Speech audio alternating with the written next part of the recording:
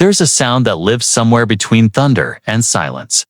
It happens the moment after a collision when tens of thousands of fans inhale at once, unsure if they've just witnessed greatness or tragedy. It's the sound of football at its most honest. Not the cheers, not the music, not the celebration. It's the stillness. The silence that follows a man lying motionless on the turf. I've heard that silence too many times. It doesn't echo in stadiums, it lingers in memory. Because beneath the roar of the NFL's glory lies something most fans never hear. The quiet toll of plays that were perfectly legal, yet devastatingly wrong. We call it the game's dark art. A collection of techniques born not from malice, but from competition. A culture where survival means skirting the edge of destruction. In football, pain isn't the price of failure, it's the price of excellence. The hit that makes highlight reels might also be the one that ends a career. And the moves that decide championships often live in the rulebook's grayest corners.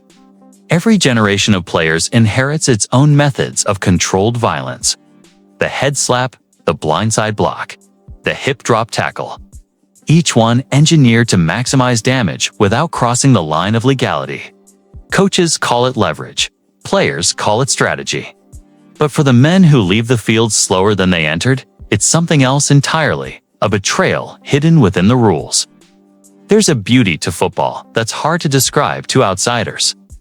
The choreography of 11 men moving as one, the crack of pads that feels like poetry in motion. But that same beauty hides something primal. Behind every clean tackle is a calculation. How much force can one body absorb before it breaks? Every hit is a question of physics, anatomy, and moral tolerance. I remember watching one of those plays unfold in slow motion. The running back cut inside, a defender rapping low, another diving high. Their combined momentum twisted his leg just so. It wasn't a penalty. It wasn't even noticed. But it ended a season.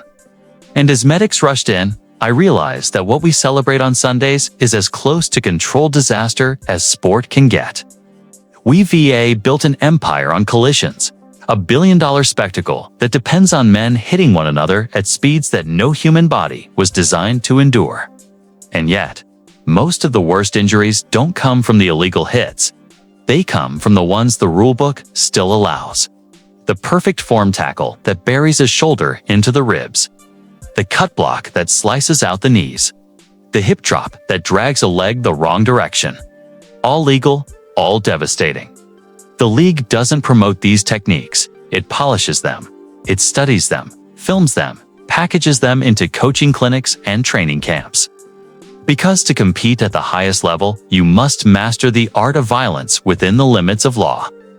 Every inch of the field is a courtroom. Every snap a trial of what's permissible pain. For decades, that balance has been football's unspoken code.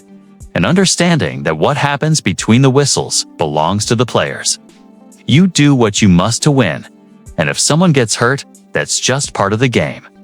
But in that silence after the hit, when the crowd falls still, that code begins to crack. There is a saying among veterans, the rulebook protects you until it doesn't.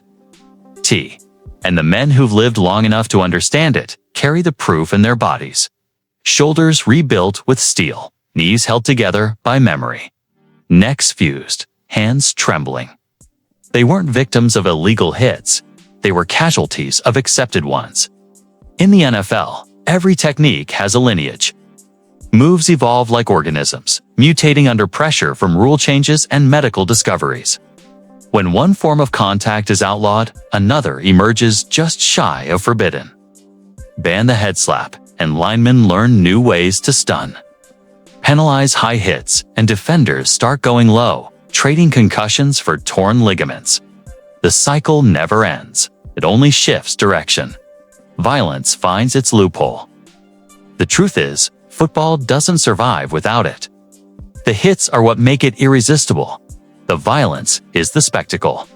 But the price of that spectacle is written in fine print, hidden behind language that sanitizes pain. Coaches talk about finishing the play, driving through contact, making them feel it.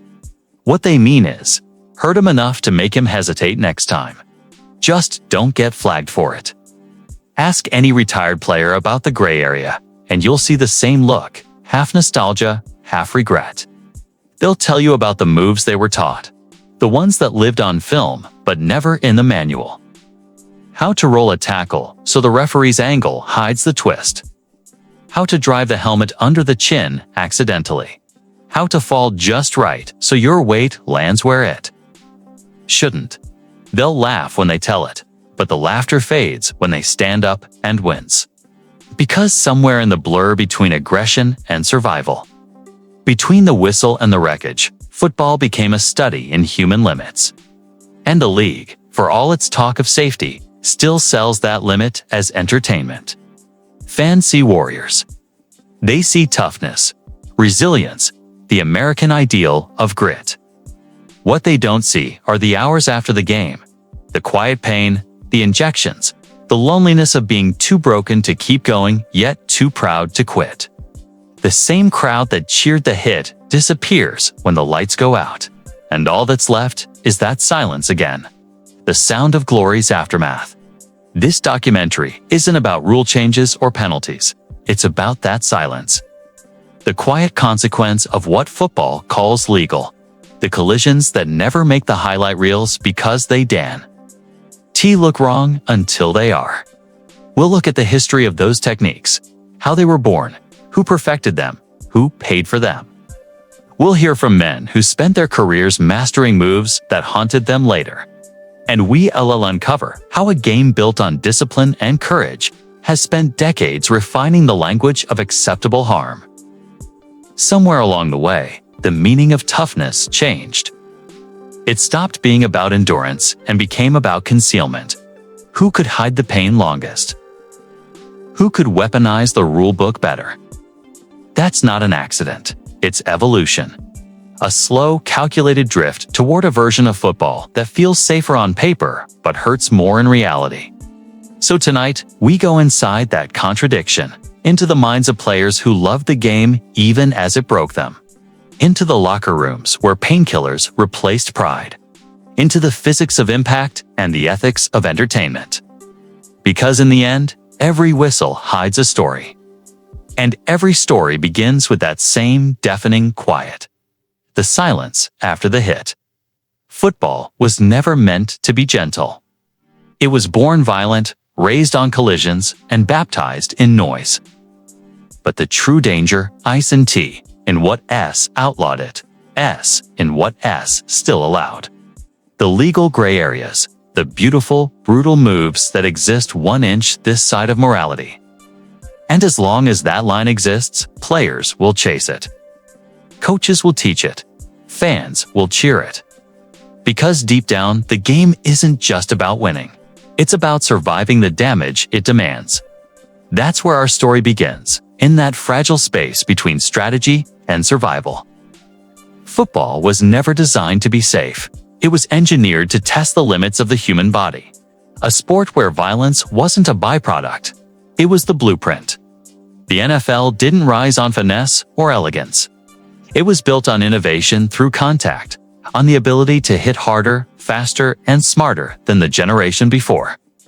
And somewhere in that relentless evolution, the league discovered its most valuable secret, that the line between legal and lethal is elastic, and it bends to whoever defines it. The NFL has always lived in that tension between spectacle and survival, between regulation and raw instinct. What we call football technique is often a polite disguise for controlled aggression. Each decade, players and coaches have found ways to weaponize the rulebook, creating maneuvers that live in the legal gray zone. Not quite dirty, not quite clean, but devastatingly effective. The league calls them innovations. Historians call them loopholes. Players call them survival tools. Techniques like the hip drop tackle, the cut block, the crackback, the blindside hit, and the head slap were not invented in defiance of the rules. They were born inside them. Each was crafted to exploit what referees couldn't see or couldn't prove. The art of the gray area move is simple. Inflict maximum damage while staying within the letter of the law. It's the evolution of violence through legality, To understand it, you have to return to where football began, not in modern stadiums or corporate boardrooms, but on mud-soaked fields at the dawn of the 20th century. Back then, there were no face masks, no concussion protocols, no limits on brutality. The early game was closer to organized warfare than organized sport. Newspaper archives describe scenes that sound less like football and more like battlefield reports. Men carried off unconscious, skulls fractured. RIBs splintered, organs ruptured. Between 1900 and 1910, dozens of players died from injuries sustained during play. And yet, instead of retreating from that violence, the public embraced it. President Theodore Roosevelt, himself a believer in rugged masculinity, famously defended football's brutality. In life, as in football, he said, the principle to follow is, hit the line hard. To him, the sport was a moral test of character, a way to toughen young men for a hard world. It was this cultural approval that allowed the NFL's foundation to be poured with violence as its cement.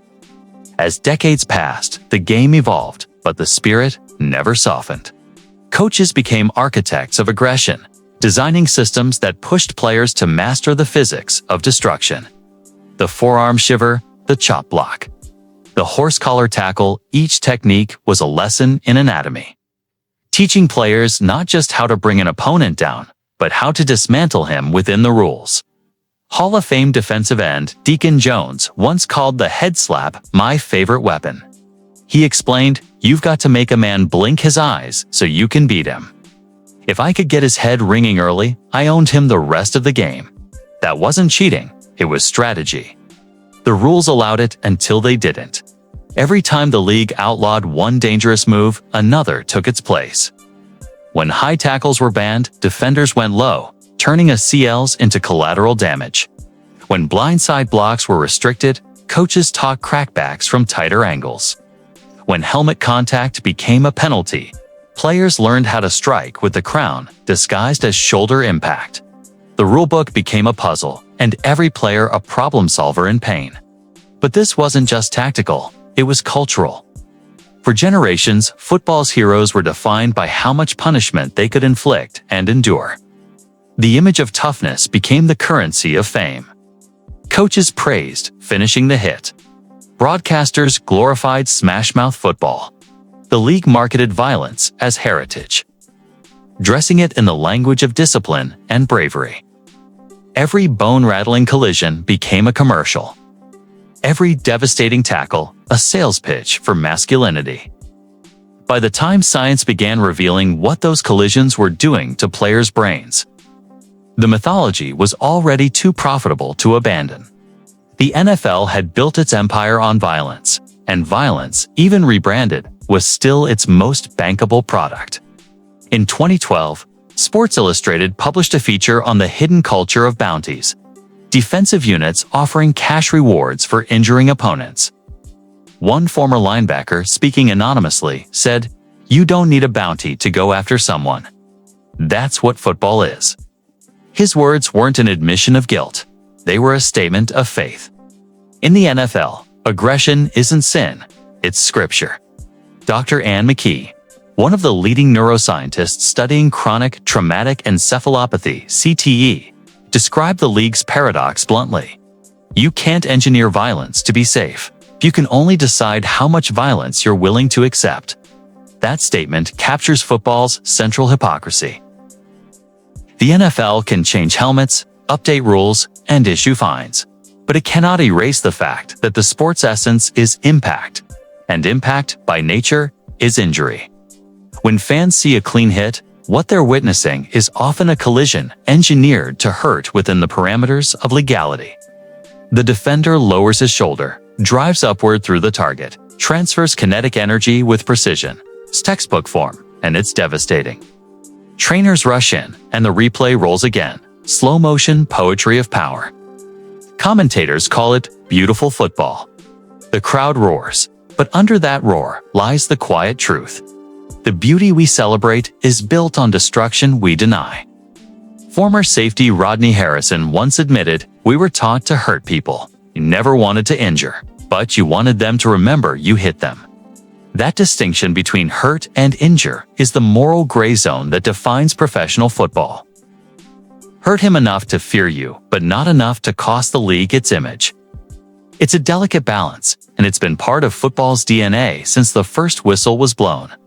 The NFL's history is a chronicle of adaptation, not toward safety, but toward plausible deniability.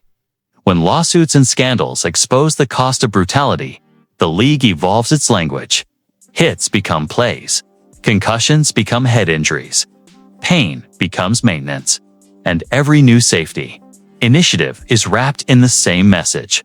Football is evolving. But the question that lingers beneath that marketing is whether the evolution is genuine or cosmetic. Because despite the reforms, the body count hasn't changed much.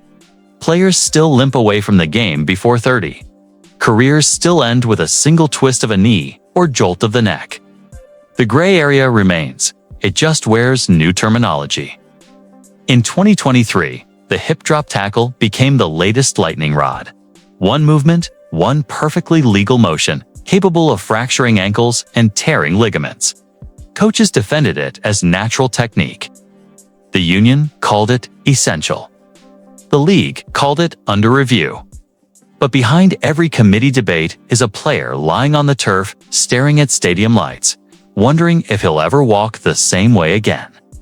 And so we return to the fundamental question that this documentary seeks to answer. Has the NFL truly evolved, or has it simply rebranded its violence to look cleaner? Are these legal gray area moves signs of progress, or proof that the league has mastered the art of appearing civilized while maintaining the brutality that built it? Every rule change carries that contradiction. Every safety announcement echoes with irony. Because football's greatest innovation isn't the forward pass, or instant replay, or even the Super Bowl. It's the ability to package human collision as acceptable entertainment to turn the suffering of a few into the spectacle for millions. The NFL's genius lies in its adaptability. It doesn't deny the violence, it choreographs it. It studies angles, biomechanics, and leverage not to reduce damage, but to control it. What fans call clean is simply calibrated brutality, a performance of safety in a game that remains, at its core, dangerous by design. The history of football is the history of men pushing that boundary further, of a sport forever balancing between heroism and harm. And the story of the NFL's dangerous techniques is the story of that balance, of how far the game has gone to turn violence into art, and art into profit. Because in the end, the league's evolution isn't measured in rules, it's measured in pain. The hit happens faster than thought. A flicker of motion, a blur of color, and then stillness. A running back cuts left, hips low, ball tucked tight, eyes scanning daylight that isn't there. From the blind side, a safety launches. Shoulder to helmet, ribs collapsing inward, air forced out like a crushed bellows. For a moment, the world folds into sound, the thud of bodies meeting, the echo off helmets, the roar that rises before the crowd realizes what it's cheering for. Then comes the silence. That single, suspended second when even the broadcasters hesitate. The player doesn't move. Trainers sprint across the field, and the replay, slowed down, dissected, becomes the anatomy lesson no one asked for. This is the reality of professional football. The artistry of violence. It's not random. It's physics, calculation, and instinct, honed through years of repetition until it feels like muscle memory. Every tackle is geometry in motion, the pursuit of leverage, momentum, and impact. And yet, beneath that choreography lies a darker truth. The human body was never meant to endure the force it delivers or absorbs. The modern NFL athlete is an evolutionary outlier. Linebackers weighing 245 pounds move with the speed of sprinters. Defensive ends are as explosive as Olympic jumpers. Quarterbacks now throw with rotational torque rivaling a baseball pitcher's, except they do it while a wall of armored men collapses around them. In the milliseconds before contact, the brain calculates vector, speed, and trajectory. But the body, wrapped in pads and adrenaline, does what it has been trained to do: survive collision through aggression. Doctors and biomechanists have tried to decode it. A 2023 study from the Journal of Biomechanical Engineering measured the average force of an NFL tackle at nearly 1,600 pounds. That's equivalent to a small car crashing into a stationary object at 30 miles per hour. And yet, that's just a routine play. In borderline hits, the ones skirting legality, the angles amplify that number exponentially. The hip drop tackle, for instance, converts downward body weight into rotational leverage, often trapping the runner's leg beneath the tackler's mass. It's not an illegal move by the letter of the rulebook, but its physics are merciless. I remember speaking once with a former linebacker. He asked not to be named, but his words lingered. "We were taught to hit through, not at," he said. "You don't stop where the player is. You stop where he would have been if you hadn't rearranged his path." He smiled when he said it, but his hands trembled slightly, fingers thick and crooked from years of violence disguised as craft. He knew, as most players do, that every tackle is a bet against anatomy. Football isn't simply about who hits harder, it's about who understands angles better. Defensive coordinators talk about closing space, not crushing bones. But the results often look the same. When you watch a replay in slow motion, you see it. The torque in the hips, the drive of the shoulder, the counter-rotation of the neck. The hit doesn't just knock someone down, scrambles their equilibrium. It shakes their sense of orientation, momentarily disconnecting body from mind. That's what makes these gray area moves so devastating. They redesign to exploit the threshold of what's technically permissible while pushing the human frame beyond its safe limits. The anatomy of violence begins long before the collision. It's in the film rooms where players study vulnerabilities like predators stalking prey. It's in the phrasing of coaching language: finish through contact, snap him back, take the air out of him. It's in the culture that glorifies toughness as the currency of belonging. When a rookie makes his first big hit, the veterans slap his helmet. It's not because they're celebrating destruction, but because they recognize commitment, the willingness to sacrifice flesh and bone for the team's momentum. In this environment, hesitation is heresy. Players learn that survival means aggression, that control and chaos coexist in the same motion. There's beauty in that, undeniably.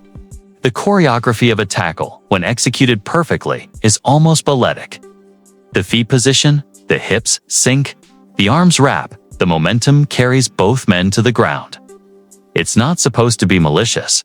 It's supposed to be efficient. But the line between those two things is thinner than the width of a helmet's face mask. Take the head slap, a move outlawed in the 1970s thanks to Deacon Jones.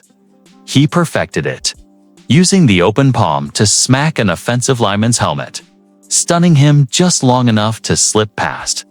It wasn't technically illegal at first. It was innovation disguised as aggression. But neurologists later described it as controlled concussive trauma. When Jones reflected on it years later, he admitted, "I wanted to give him something to think about. If he's thinking about me, he's not blocking me." That's how the game evolved. Every dangerous technique began as a strategic advantage before medicine caught up. The same is true for chop blocks, blindside hits, and crackbacks, all once celebrated as marks of toughness, all now largely condemned. Yet new variants appear every season. Coaches and players adapt to rule changes like organisms in a hostile ecosystem. When one move gets banned, another emerges that skirts the edge. The game doesn't lose its violence, it just rebrands it under the language of competitive play. Behind the elegance of every playbook lies an unspoken reality. Football is built on damage management.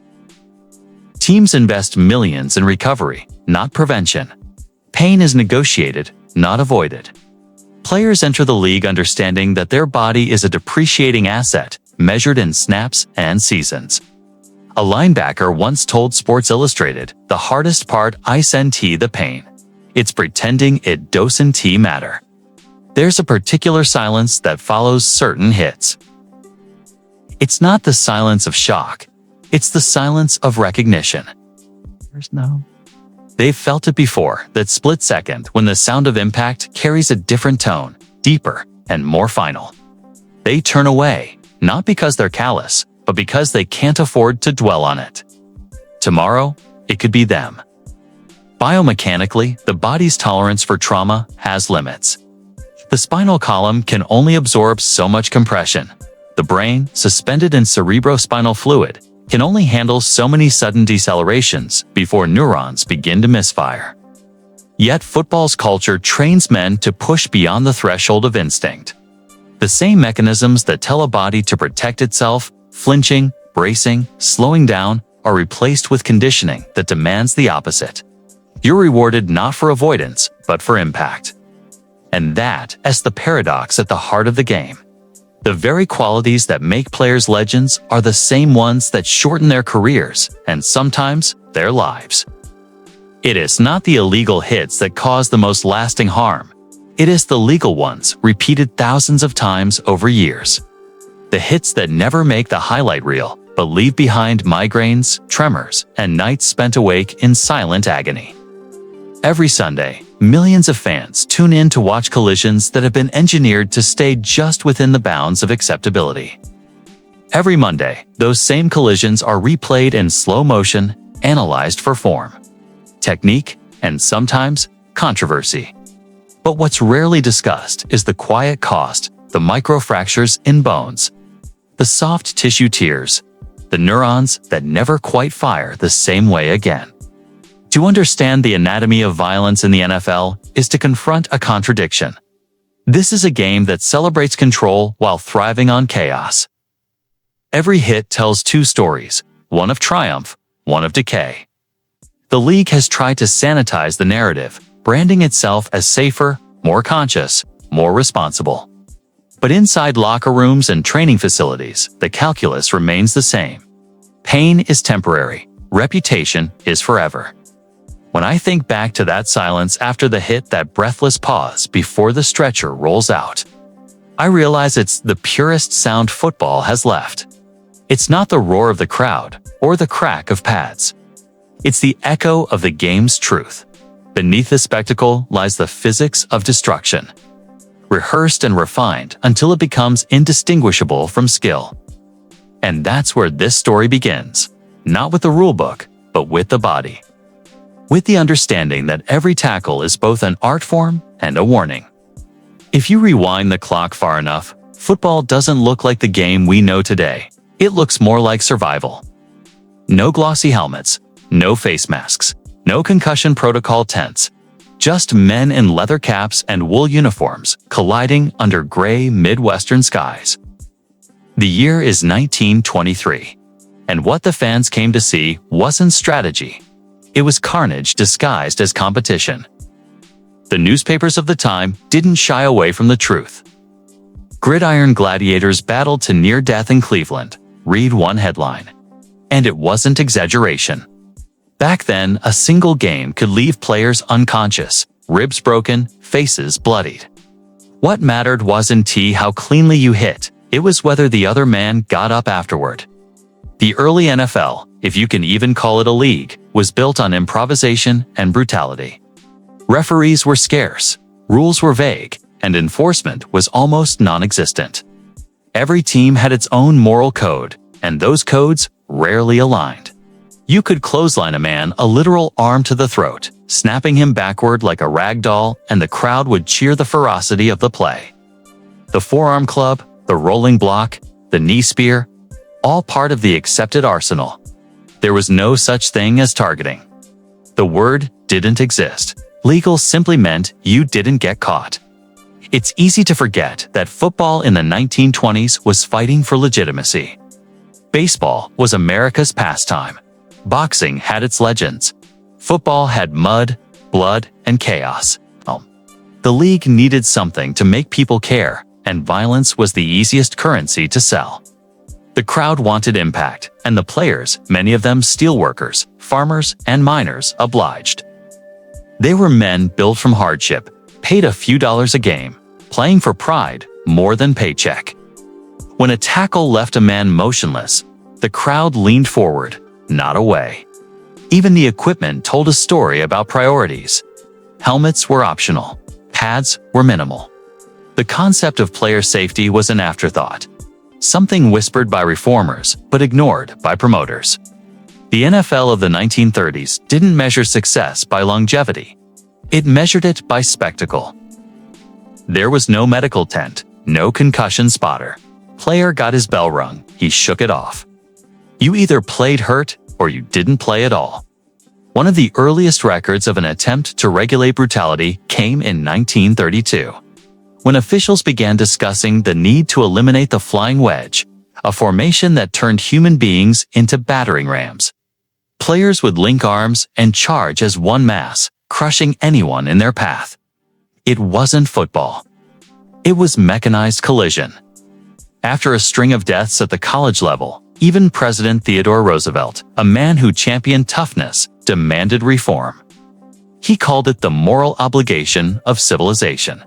But in the professional ranks, enforcement lagged behind.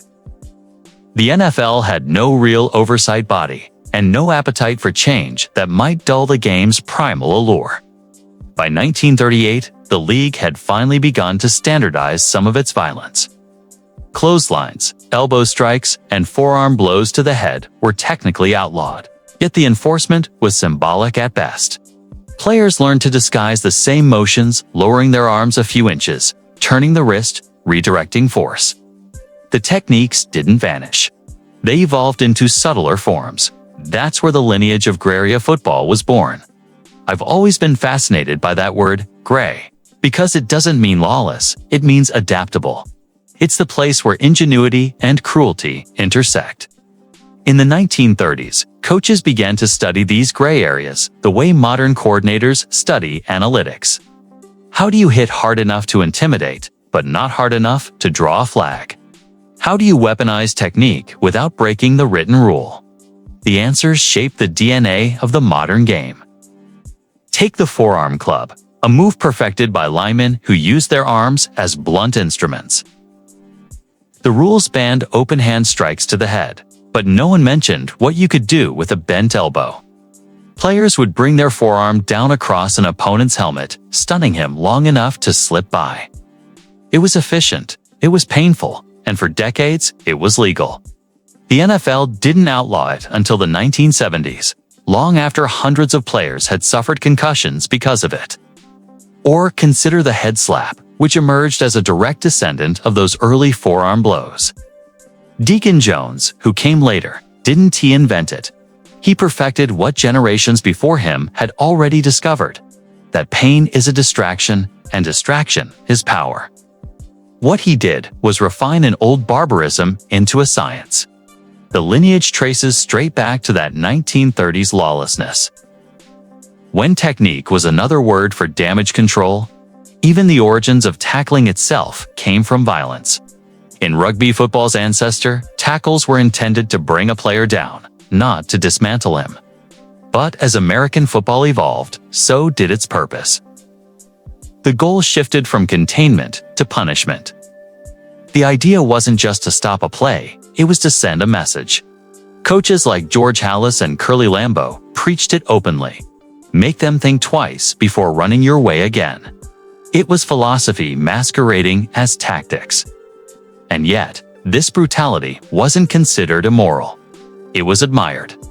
It mirrored the era itself, a nation in the midst of industrial expansion, the Great Depression, and 2 world wars. Toughness wasn't just a virtue.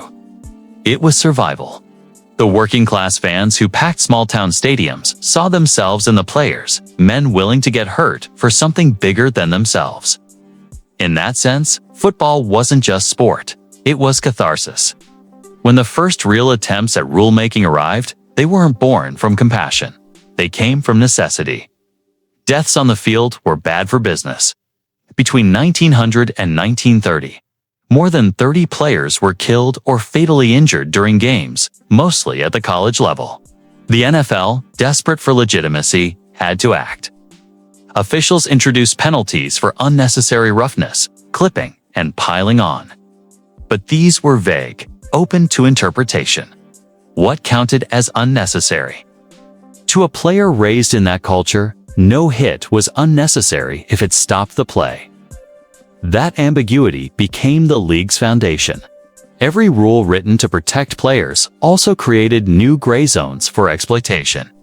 When one door closed, another opened. Banning high tackles gave rise to low ones. Outlawing chop blocks led to the creation of cut blocks, similar in danger but technically compliant. Football's evolution has always been a story of violence, refined, not reduced.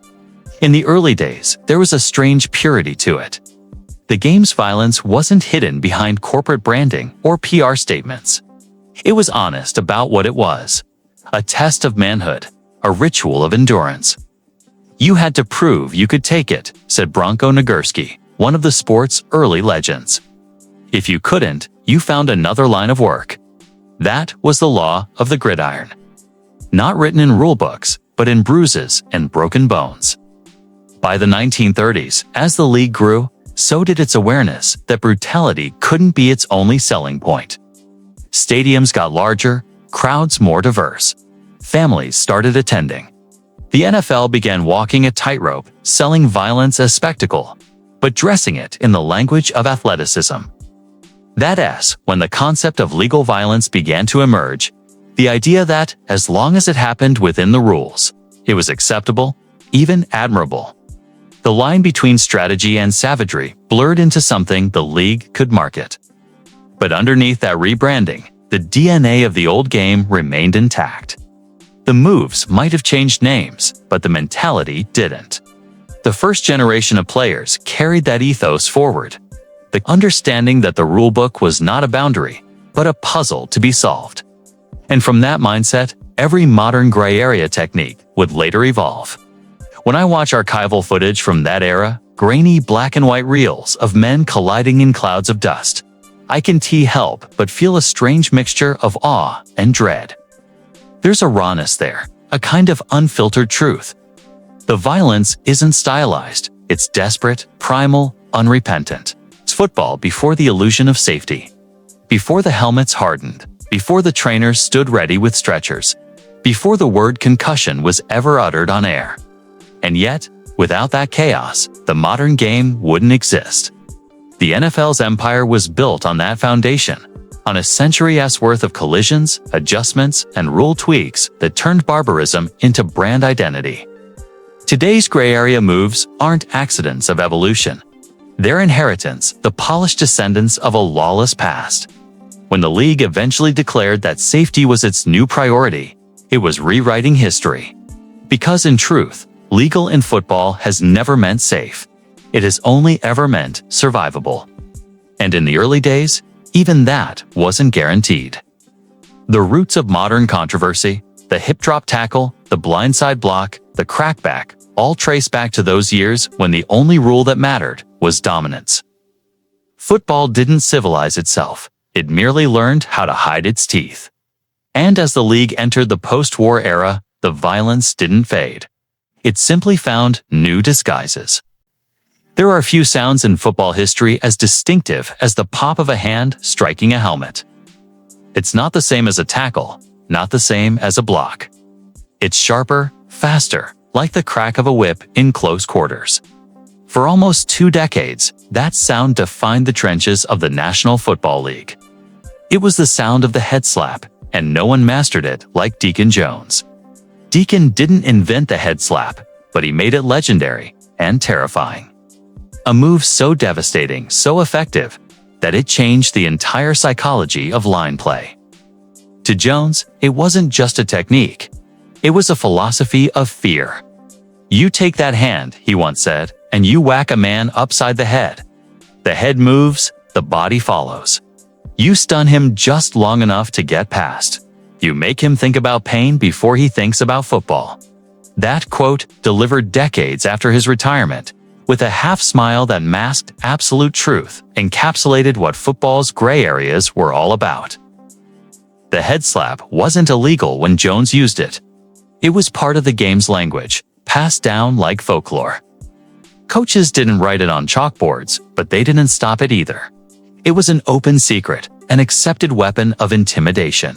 Jones, standing 6'5" and weighing 270 pounds, was a force of nature in the 1960s and early 70s, playing for the Los Angeles Rams.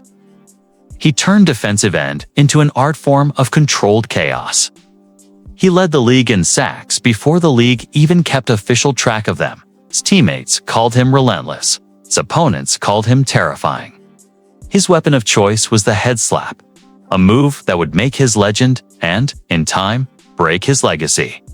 When you study the mechanics of the head slap, it seems simple. A quick, open-handed blow to the side of an offensive lineman's helmet, just as the ball is snapped. But simplicity hides brilliance. The human reaction to sudden contact near the head is reflexive. A momentary flinch, a blink, a loss of equilibrium. In football, that fraction of a second is the difference between protection and collapse. Jones understood that better than anyone. If I hit a man in the head, he said, he's gonna blink. And when he blinks, I'm gone. It wasn't just about hurting his opponent. It was about controlling him. Disorientation as domination. The head slap was part physics, part psychology, an engineered moment of chaos that only one player controlled. To appreciate the move's impact, you have to understand the context of the time. The 1960s NFL was violent by design. Linemen weren't protected by face mask rules or concussion protocols. Helmets were still rigid shells with minimal padding. The goal in the trenches wasn't simply to outmaneuver your opponent. It was to break his rhythm, his will, and if possible, his body. Deacon Jones did all three. His reputation alone changed games. Offensive linemen talked about sleepless nights before facing him. Some admitted to overcompensating, bracing for the slap, and leaving their inside shoulder exposed. That's when Deacon would counter, swim inside, and destroy the play.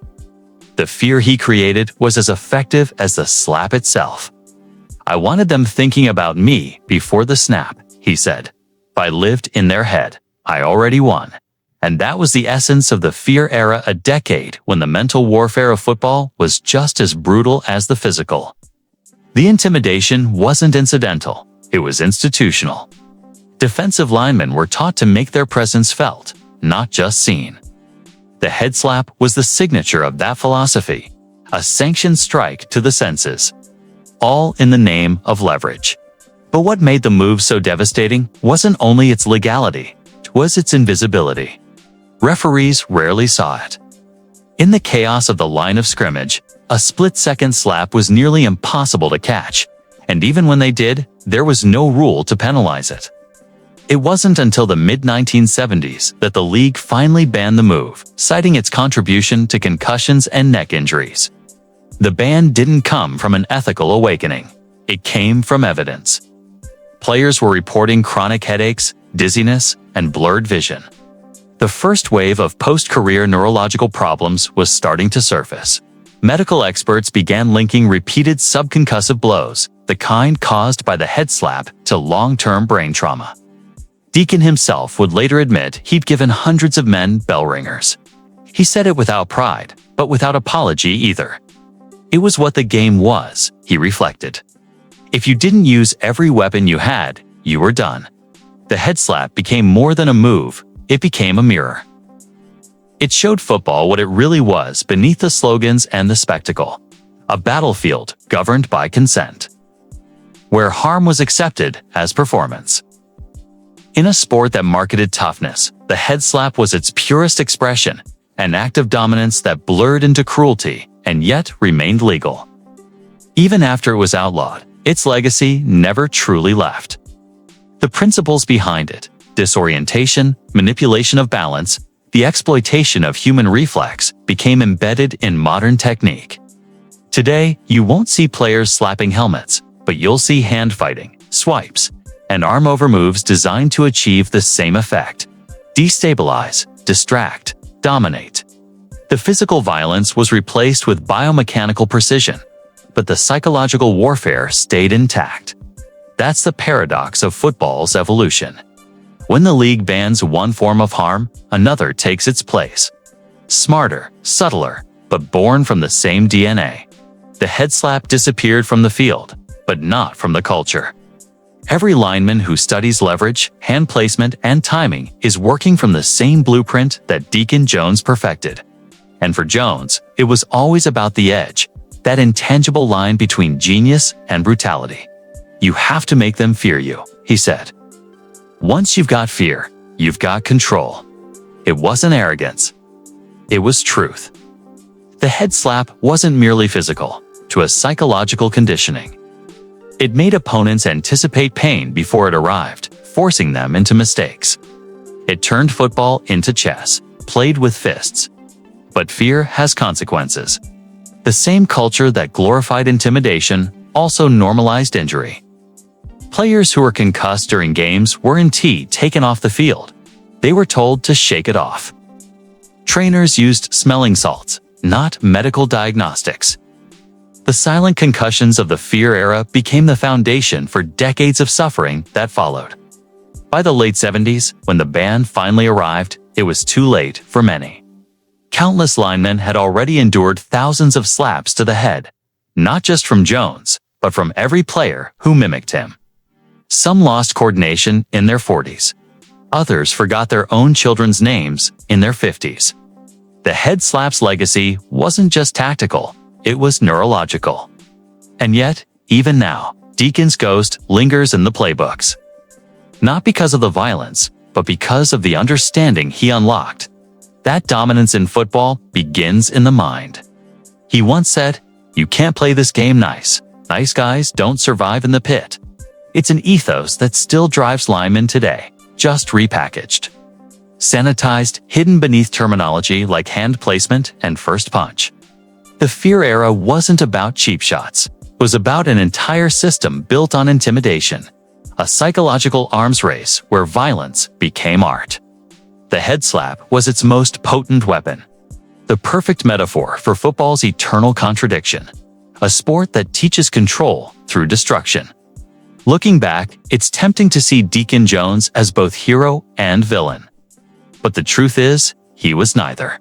He was a reflection of a league that rewarded violence until it became inconvenient, of fans who demanded brutality but not the guilt that came with it, of a culture that believed fear was as essential as talent. The head slap was banned, but the mindset that birthed it never was. That mindset evolved, adapted, and found new forms. And the question the league has wrestled with ever since is simple. Can you truly remove violence from a game that was built on it? Because every time the whistle blows and two linemen collide at full speed, the physics haven't changed. Only the language has. He never saw it coming. One moment he was gliding across the middle of the field, locked on the ball, trusting the rhythm of his route. The next, his world folded in half. The impact came from a direction his body hadn't prepared for. And in that fraction of a second, everything he knew about football, about balance, timing, even safety collapsed. The crowd fell silent because everyone understood, even if they didn't want to admit it. The blind side is the hit that separates the fearless from the forgotten. The blind side has always carried a certain poetry. It represents the purest collision of motion and vulnerability. In a sport built on anticipation, it punishes the one who cannot anticipate. When a player braces for impact, his muscles protect him. When he doesn't, the body becomes a pendulum, and the brain becomes a passenger. That is why the blindside hit remains one of the most feared moments in football. It is not simply a tackle, it is an ambush of physics, a meeting of force and helplessness that can define or destroy a career. The history of football is written in the language of speed. Every decade has seen faster players, sharper routes, more violent acceleration. But speed has a consequence. The faster the game moves, the smaller the window of safety becomes.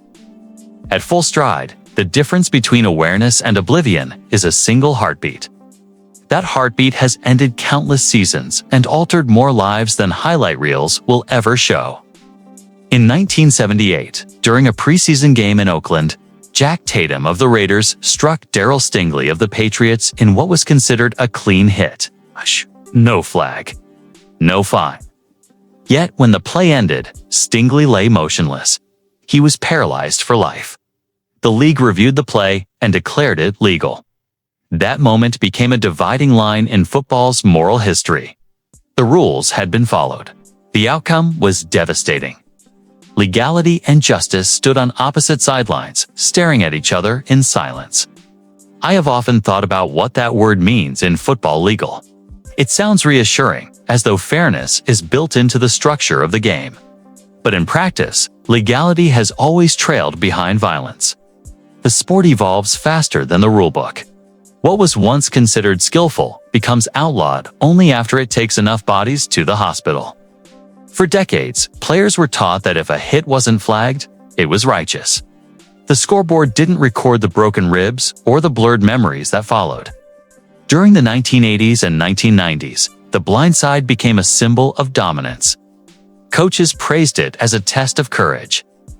Defenders were trained to strike with precision, to meet receivers the moment they turned their heads. Commentators glorified the spectacle, turning pain into entertainment. "He'll feel that one tomorrow," they joked. But many of those players didn't have tomorrows in the same way. They woke up in the middle of the night, unsure where they were, unable to remember a phone number, staring at a light that felt too bright. The human brain was never meant for collisions like these. Studies of NFL game film found that open field hits often generated forces exceeding 90 times the pull of gravity. A player's head, moving unguarded through space, absorbs that energy in a tenth of a second. The tissue stretches, the neural pathways fray. It's not always visible at first. Sometimes the player jogs back to the huddle. Sometimes he laughs it off. But the cost is cumulative. Every unseen hit pushes him closer to the point where memory, emotion, and coordination begin to fade. The league tried to adapt. Rules against blindside blocks appeared slowly, usually after a catastrophic injury forced the conversation. The crackback block, once a celebrated act of strategy, was reclassified as dangerous conduct. The defenseless receiver rule was introduced to protect players who had not yet secured the ball. On paper, these were victories for safety. In practice, they revealed a deeper truth. The culture of football had trained generations of men to measure success by how much they could ignore pain. You could change the wording of the rulebook, but not the wiring of the human instinct that football had rewarded for a century. A defensive coach once said that unlearning aggression is harder than unlearning fear. Every player who makes it to the professional level has spent years being told that hesitation is weakness. That message becomes muscle memory. When a receiver cuts across the field, the defender reacts without thinking. To pull back, even slightly, feels unnatural. So the collisions continue, shaped by instinct, not malice.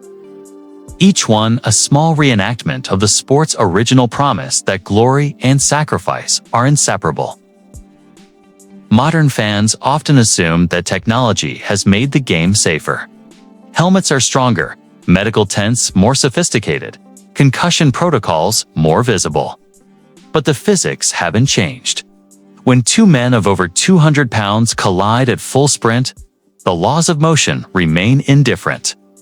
The brain still moves inside the skull. The spine still twists beyond its limits. And the most dangerous hits are still the ones no one sees coming. Every generation produces its own stingly different name. Different jersey, same silence. And each time, the debate reignites. How much risk is acceptable in a game built entirely on risk? The league's public answer is always progress. Stricter penalties, larger fines, more emphasis on player safety. Yet the emotional truth lingers beneath the statistics. The blindside isn't a relic. It is a reflection of football's nature. The very traits that make the sport irresistible: speed, aggression, unpredictability, also make it impossible to fully control. I've spoken with players who still remember the instant before their consciousness disappeared. They describe a burst of light, a momentary sense of floating, and then nothing. Some woke up surrounded by trainers. Some woke up hours later, staring at a hospital ceiling. One told me he could still hear the echo of the crowd long after he'd lost the ability to play. Another said the scariest part was on tee, the injury yet, was how quickly he convinced himself to go back. They called it resilience. He called it denial. To understand the blind side is to understand football's most uncomfortable paradox. The same hit that defines a player's legend can also end his story. The same aggression that wins championships erodes the minds and bodies that create them. In slow motion, it all looks choreographed: precision, control, elegance. But in real time, it's chaos harnessed by courage. Every step, every decision, every breath carries the risk of not seeing the next one. I have replayed that moment countless times in my head: the receiver reaching, the defender closing, the stadium gasping. The camera captures it in high definition now. Angles and replays dissecting the violence from every perspective. Yet the essence remains unchanged from the earliest days of the sport. Someone moves forward with trust, and someone else moves faster with intent. The space between them measures how far the league has come and how far it still refuses to go. The blind side endures not because players want to hurt each other, but because the sport itself demands it. It rewards risk more than restraint. It glorifies reaction more than reflection. And until that dynamic shifts, football will always balance on the edge between strategy and survival. The roar fades, the field empties, and one player lies still, staring upward through the stadium lights. The silence that follows is not shock. It is recognition. Everyone who loves this game understands, in their own way, that the same play which thrills them might be the one that breaks someone else. And that is the price of speed, the debt every generation of athletes continues to pay, for the beauty of a game that never truly slows down. There is a certain kind of silence that follows a cut block gone wrong. Not the roaring kind of chaos that fills the air after a big hit, but a sharp intake of breath. It's the sound of players knowing exactly what they've just seen, and wishing they hadn't. One body on the ground, clutching at a knee, motionless for a moment that seems to last forever. Trainers rush in, teammates turn away, and the game clock keeps running. The play counts, the yardage stands, and the damage is permanent. The cut block, a move as old as trench warfare, was born out of desperation and perfected out of strategy. In its simplest form, it's an offensive lineman's last resort to stop a defender bigger, faster, and angrier than him. The technique: dive low. Take out the defender's legs before he reaches the ball carrier. A well-executed cut block can neutralize an all-pro pass rusher. A mistimed one can ruin a man's knee, his career, or his future. To understand its brutality, you have to understand leverage. Football is a game of physics disguised as violence. When a 300-pound lineman drives his shoulder into a defender's thigh at full speed, the body reacts in ways it wasn't built to handle. The knee twists before it collapses. Ligaments, the ACL, the MCL, the PCL tear in fractions of a second. Sometimes the hit doesn't even look bad until the replay shows the slow-motion twist, the unnatural angle. Then, the replay crew goes silent. Everyone watching knows exactly what happened.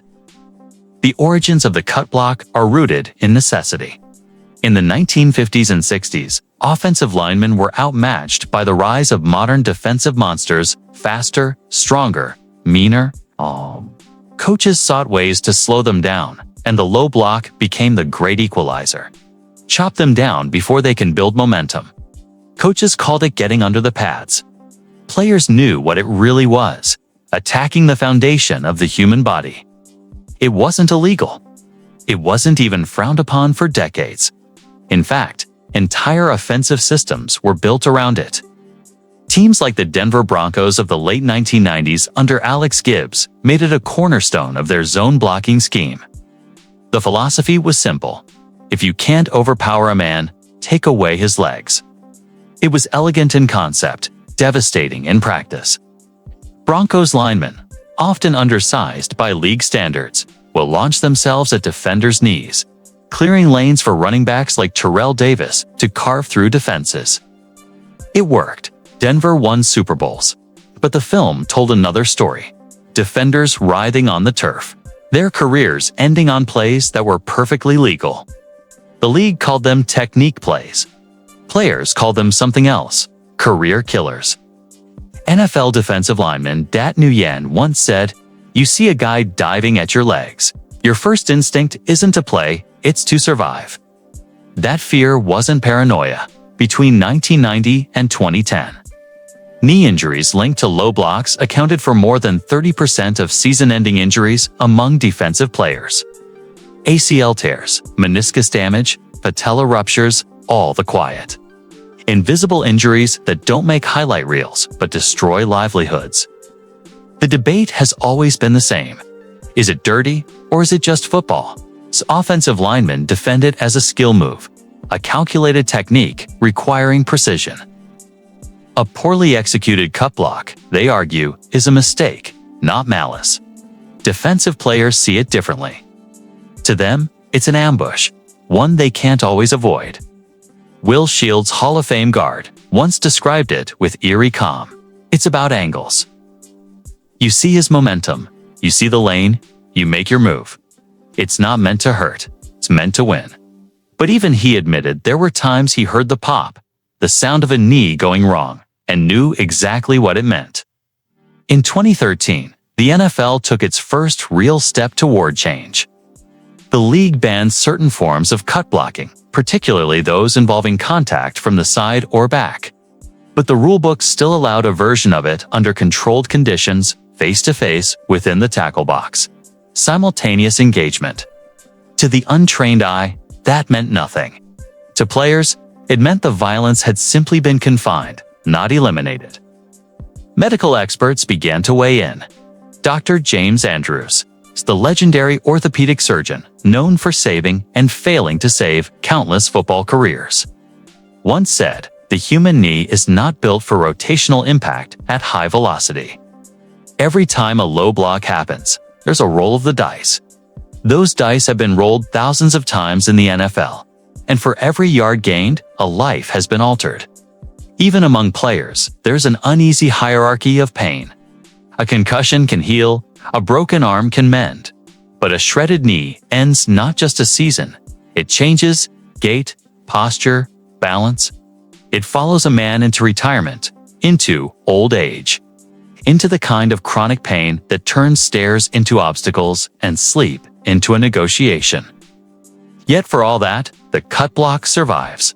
It's too effective, too ingrained, too central to the chess match of football to disappear entirely. Coaches still teach it in modified forms. Commentators still call it great execution when it works. Fans still cheer when a running back bursts through the hole created by a lineman who just took out a defender's legs. The paradox of football lies here. The play that wins the game can also end a life as the player knew it. Every technique, every adjustment carries a cost someone has to pay. And when it comes to the cut block, the bill is often delivered in operating rooms and rehab centers, not in box scores. In locker rooms across the league, linemen still talk about it in hushed tones. "You do what you have to do," one veteran said anonymously in an interview. But when you see a guy screaming on the ground because of what you did, even if it was clean, you feel that. You try not to think about it, but you do. There is something almost ritualistic about it. One man diving at another's knees in the name of progress. It's football at its most efficient and its most merciless. For every highlight, there's a shadow. For every touchdown, a man on crutches. And still, the game rolls on. Because that is the unspoken rule of football's gray areas, the line between legal and lethal isn't a line at all. It's a blur, painted over by tradition, strategy, and the myth of toughness. Is winning a yard worth a man's career? The league never says it out loud, but every time a cut block happens, the question is answered in real time. It happened on a cool autumn afternoon in Cincinnati. A routine play, second and short, a running back bouncing outside the numbers. The defense flowed to the edge, chasing him down in full sprint. Then, in a flash, came the collision.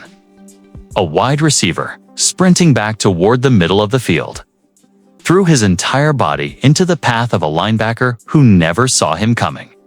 The sound was unmistakable. The hollow thud of helmet meeting jawline, shoulder meeting skull. The linebacker's body went limp before it hit the ground. Silence. Trainers sprinted. Fans turned away. It was a crackback block, one of football's most notorious ghosts. A play that still haunts every player who's ever been caught by it. Legal once, glorified often, and now living in a gray purgatory between aggression and assault. The crackback was born in an era when football celebrated the idea of cleaning up a play, taking out the unprotected man. Leveling a hit so sudden and so violent it would shift momentum in a heartbeat. The logic was simple. Defenders shouldn't over-pursue without consequences. They chased too hard. If they turned their backs on the play, they deserved what was coming. It was football's unspoken law of retribution. But that law came with casualties. In its purest form, the crackback block involves a receiver, often lined up wide, turning back toward the ball, and colliding with a defender moving full speed in the opposite direction. It's physics weaponized, two bodies both running around 18 miles per hour, meeting at an angle that transfers every ounce of momentum into the defender's unprotected frame. Most of the time, it's the shoulder or the helmet doing the talking. The head snaps, the neck whiplashes, and for a second, the brain shuts off. For decades, it wasn't just accepted, it was celebrated. Coaches used to show film of devastating crackbacks as motivation. Commentators praised them as tone setters. Players were fined in the locker room if they missed an opportunity to deliver one. It was a statement, "Don't turn your back on us." In the 1970s and 1980s, the highlight reels were full of them. Receivers launching into linebackers, safeties flying across the middle to erase pursuit angles. Even the NFL's most respected voices called them game changers. Yet behind the applause, trainers began noticing patterns: concussions, neck injuries, spinal trauma. Men walking off the field, dazed, vomiting in trash cans, insisting they were fine. Then came the faceless players like Keith Rivers. In 2008, as a rookie linebacker for the Cincinnati Bengals, Rivers chased down a play along the sideline when Pittsburgh's Hines Ward, wide receiver known for his blocking ferocity, met him head-on with a crackback. Rivers' jaw shattered instantly. He missed the rest of the season. Ward was flagged under a newly coined term, the Hines Ward rule, which banned blindside blocks with the helmet or shoulder to the head. But even then, the message was mixed. Ward was fined, yes, but he was also praised by teammates and fans as a symbol of toughness, grit, and old-school football. That contradiction sits at the heart of the NFL struggle with the crackback. It embodies everything the league wants to sell and everything it's afraid to admit it condones. The NFL has spent years trying to legislate away the crackback while preserving its image of controlled aggression. The rulebook now explicitly forbids blindside blocks that involve forcible contact to the head or neck area. But the language leaves much room for interpretation. If the block is made with the shoulder to the chest, it's sometimes allowed. If it happens within the tackle box, it's sometimes overlooked. And if it springs a 40-yard touchdown, it's often forgiven. The enforcement has never been consistent. In one game, it's a 15-yard penalty. In another, it's the highlight of the week. That inconsistency breeds a dangerous culture, one where players, uncertain about what's legal, revert to what they've always been taught. Hit first, ask later. Behind closed doors, coaches still use euphemisms to teach the move. They call it a seal block or a crack replace. The technique remains embedded in the sport's DNA, just disguised in modern language. But no amount of terminology can hide what it really is, a calculated blindside assault. Medical data paints the real picture. Studies from the American Journal of Sports Medicine have shown that blindside impacts, especially those from the side or rear, are among the top. contributors to high-velocity concussions in football. The brain, unbraced for impact, rotates violently inside the skull, shearing microscopic fibers that control memory, balance, and cognition. It doesn't take a knockout to cause long-term damage. It just takes one unseen hit. Defensive players, the usual victims, have grown more vocal over time. "You can't protect yourself from something you don't see," said linebacker Thomas Davis. "You can brace for a head-on hit. You can prepare for contact. But when it comes from behind, it's a coin toss. Your body just folds." Offensive players, though, often defend it differently. "It's football," Hines Ward said years after his hit on Rivers. "If you don't like getting hit, don't chase the ball." That mentality, that collision, is part of the code still echoes through locker rooms. Too many veterans, eliminating the crackback feels like another step toward softening the game's identity. They see it as a loss of heritage, not progress. But for every argument about preserving toughness, there's a life permanently altered. There's the linebacker who lost his balance forever, the safety who developed chronic migraines, the cornerback who can't remember his kids' birthdays. These are the invisible trophies of the crackback era. Even now, the culture lags behind the rulebook.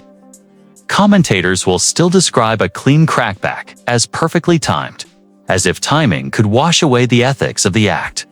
Fans will still rise from their seats when a defender gets blindsided because somewhere in the human psyche, that flash of dominance still thrills. It's why the league's attempts to sanitize violence are always conflicted. The product they sell is the same one they claim to regulate.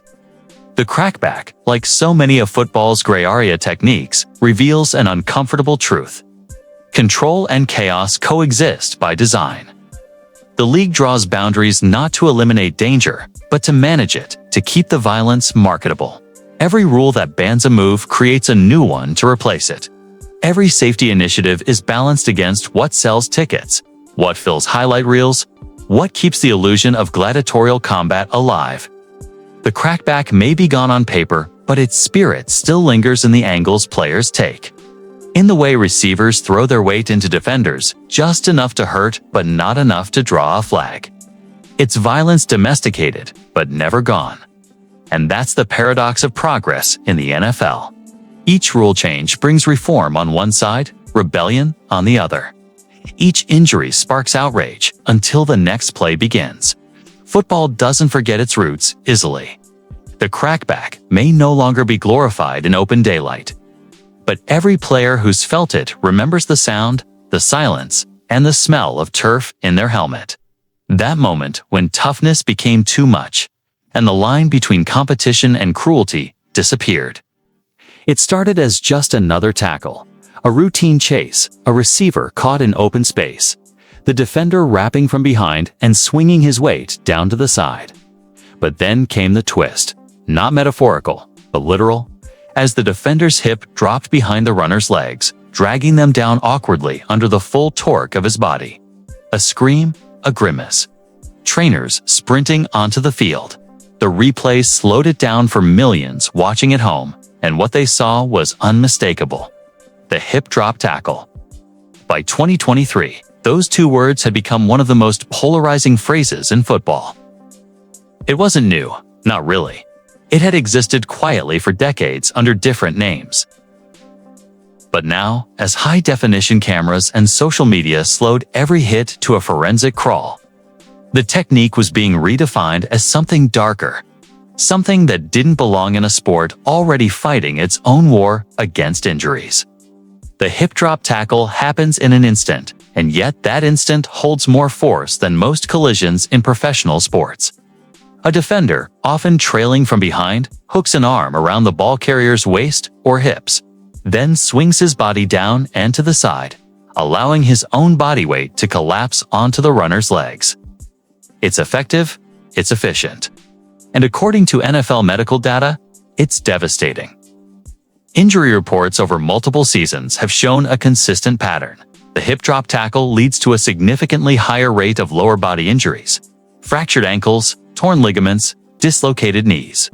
In 2022 alone, nearly 20 serious lower extremity injuries were directly linked to variations of this move. The motion traps the runner's leg under the tackler's body, twisting joints in directions they were never meant to go. The league's response was inevitable and controversial. The NFL announced in 2024 its intent to ban the hip drop tackle, calling it an unnecessary and dangerous technique. Coaches pushed back. Defenders pushed harder. The NFL Players Association accused the league of reactionary policymaking, arguing that defenders were being asked to do the impossible: bring down elite athletes without using the leverage their bodies naturally generate. Where do you draw the line? One anonymous linebacker asked in a player survey. If I can't hit high, can't hit low, can't hit from the side, and now can't drop my body weight, what's left? Can't legislate physics. That's the paradox. The hip drop exists not because players want to hurt each other, but because football itself demands it. Tackling is the art of controlled collapse, stopping forward motion by any means that doesn't violate the rulebook. But the rulebook keeps shrinking.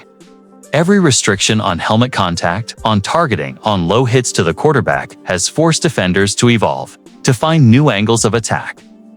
The hip drop became the unspoken solution, the last remaining tool that let defenders level the playing field against offensive skill. Yet the cost is written across the bodies of those on the receiving end. Tony Pollard, the Dallas Cowboys running back, knows it too well. In the 2023 playoffs, he was dragged down by a textbook hip drop tackle. His ankle fractured instantly, his season ending before halftime. Watching the replay, you could see the moment his leg folded under the defender's weight. There was no malice, just mechanics. But that distinction doesn't heal bones. I don't think he was trying to hurt me, Pollard said later, but that's the thing about this game. The plays that hurt the most aren't the ones that look dirty. They're the ones that look normal. That's the moral riddle the NFL can't solve. How do you outlaw what looks like football? How do you penalize instinct? The league's competition committee spent months analyzing film, categorizing thousands of tackles, and isolating the small subset that qualified as hip drops. Even experts couldn't always agree. The difference between a roll tackle and a hip drop often came down to a few frames. The tackler's body angle, the way his legs followed through. Troy Vincent, the NFL's executive vice president of football operations, described it as a difficult but necessary change. The medical evidence, he argued, spoke for itself. But players heard something else.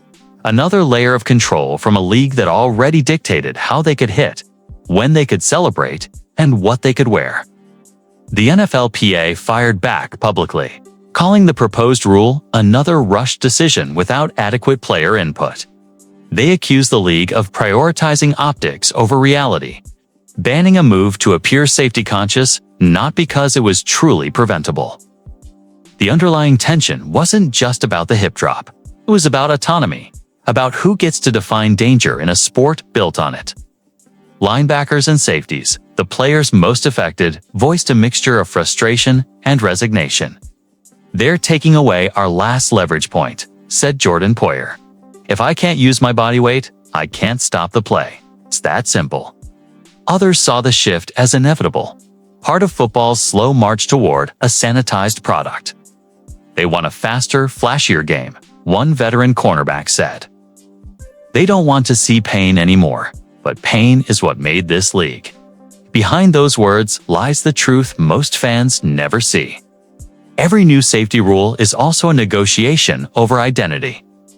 The hip drop debate isn't just about biomechanics, it's about the soul of defense. It's about how much violence a game can contain before it stops being football.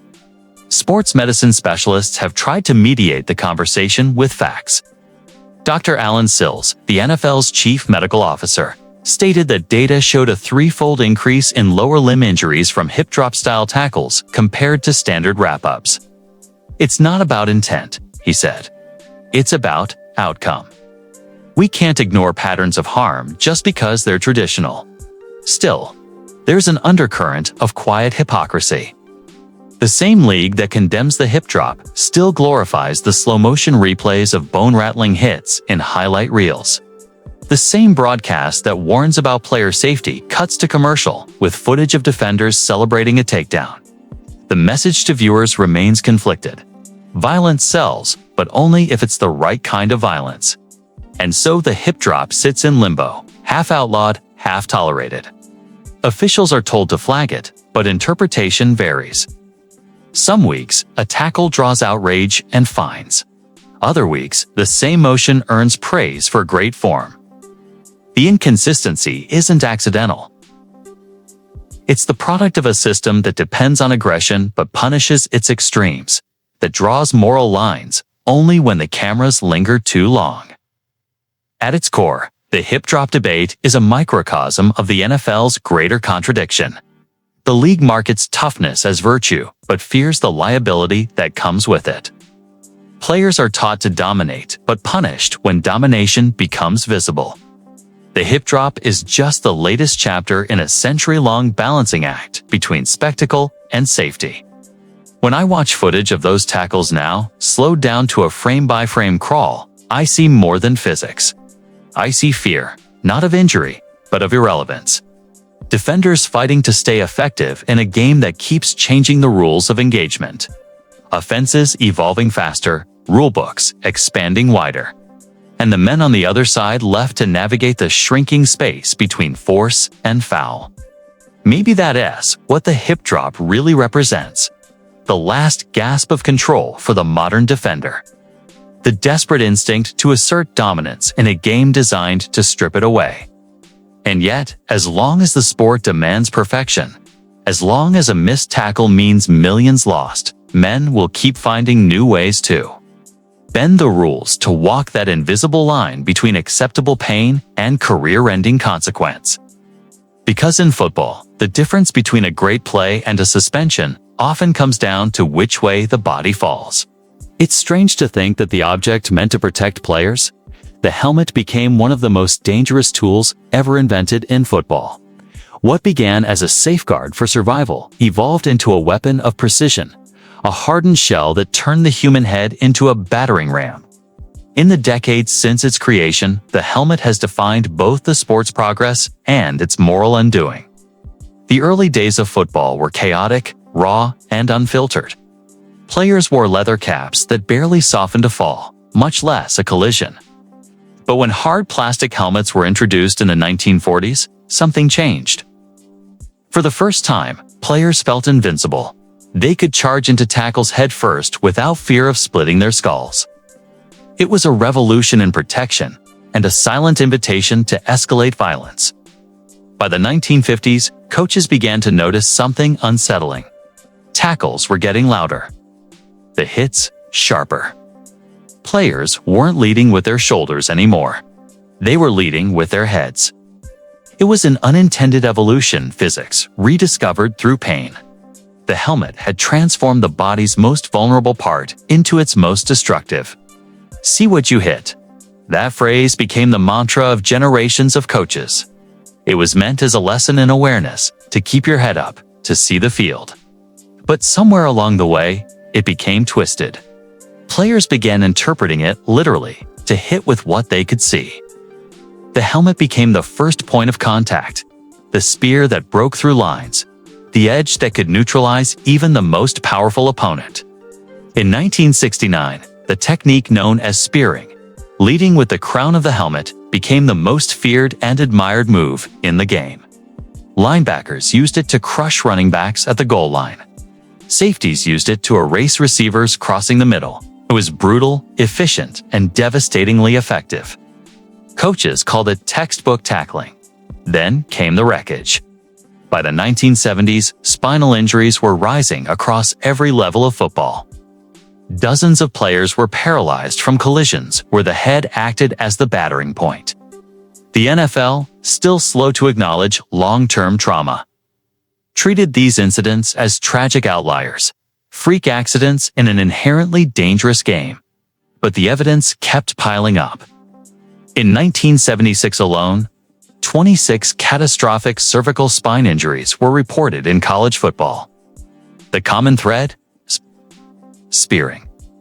That same year, the NCAA became the first major body to ban the technique, forcing players to lead with the shoulder or chest instead of the helmet. The NFL followed soon after, though enforcement remained inconsistent. For decades, referees struggled to distinguish between aggression and recklessness, between a clean hit and a fatal one. The helmet had given players power beyond their anatomy, but it also deceived them. The protection it offered on the outside couldn't save what was happening inside. Every impact, even the clean ones, sent shockwaves through the skull, rattling the brain against bone.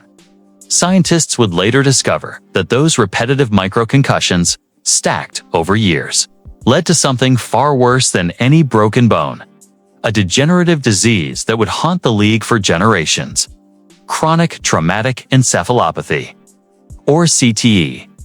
In the early 2000s, the league's narrative began to crumble under the weight of science. Dr. Bennett Omalo's study of former Pittsburgh Steelers center Mike Webster, once known as Iron Mike, revealed brain damage so severe it mirrored dementia and Alzheimer's disease. Webster, who had died at 50, spent his final years confused, violent, and broken. His brain tissue told the truth the league refused to hear. The helmet had Dan T protected him. It had been the weapon that killed him slowly. Omalo's research was met with resistance, denial, and even ridicule from league officials. The NFL's Mild Traumatic Brain Injury Committee dismissed his findings, claiming football-related brain trauma was not proven. But former players kept dying. And their autopsies told the same story: tau protein buildup, frontal lobe degeneration, memory loss, depression, suicides. Men like Junior Seau, Dave Durson, and Andre Waters, all legends who once wore their helmets like armor, became case studies in the game's cruel irony. They had been trained to hit harder, to lower their heads, to sacrifice their bodies for glory. And in the end, it was the very tool meant to save them that accelerated their decline. The NFL eventually capitulated. The late 2000s brought new helmet-to-helmet rules, stricter concussion protocols, and a campaign to teach players to keep their heads up. The phrase, "see what you hit," was reborn, this time as a warning, not a strategy. But the transformation wasn't just technical. It was cultural. The league was being forced to rewrite its identity, from glorified collisions to controlled contact, from violence as valor to violence as liability. Still, the old instincts die hard. The helmet remains a symbol of dominance, of fearlessness. Watch a linebacker's pre-snap stance, the way he tucks his chin slightly forward, eyes locked through the cage. That's not just focus, that's conditioning. Every fiber of his training tells him that the head is the spear point, the first strike in a war fought at full speed. Modern helmet technology, shock absorption layers, rotational protection, advanced polymers has saved lives. Yes, but it has also deepened the illusion of safety. Players hit harder now, not softer.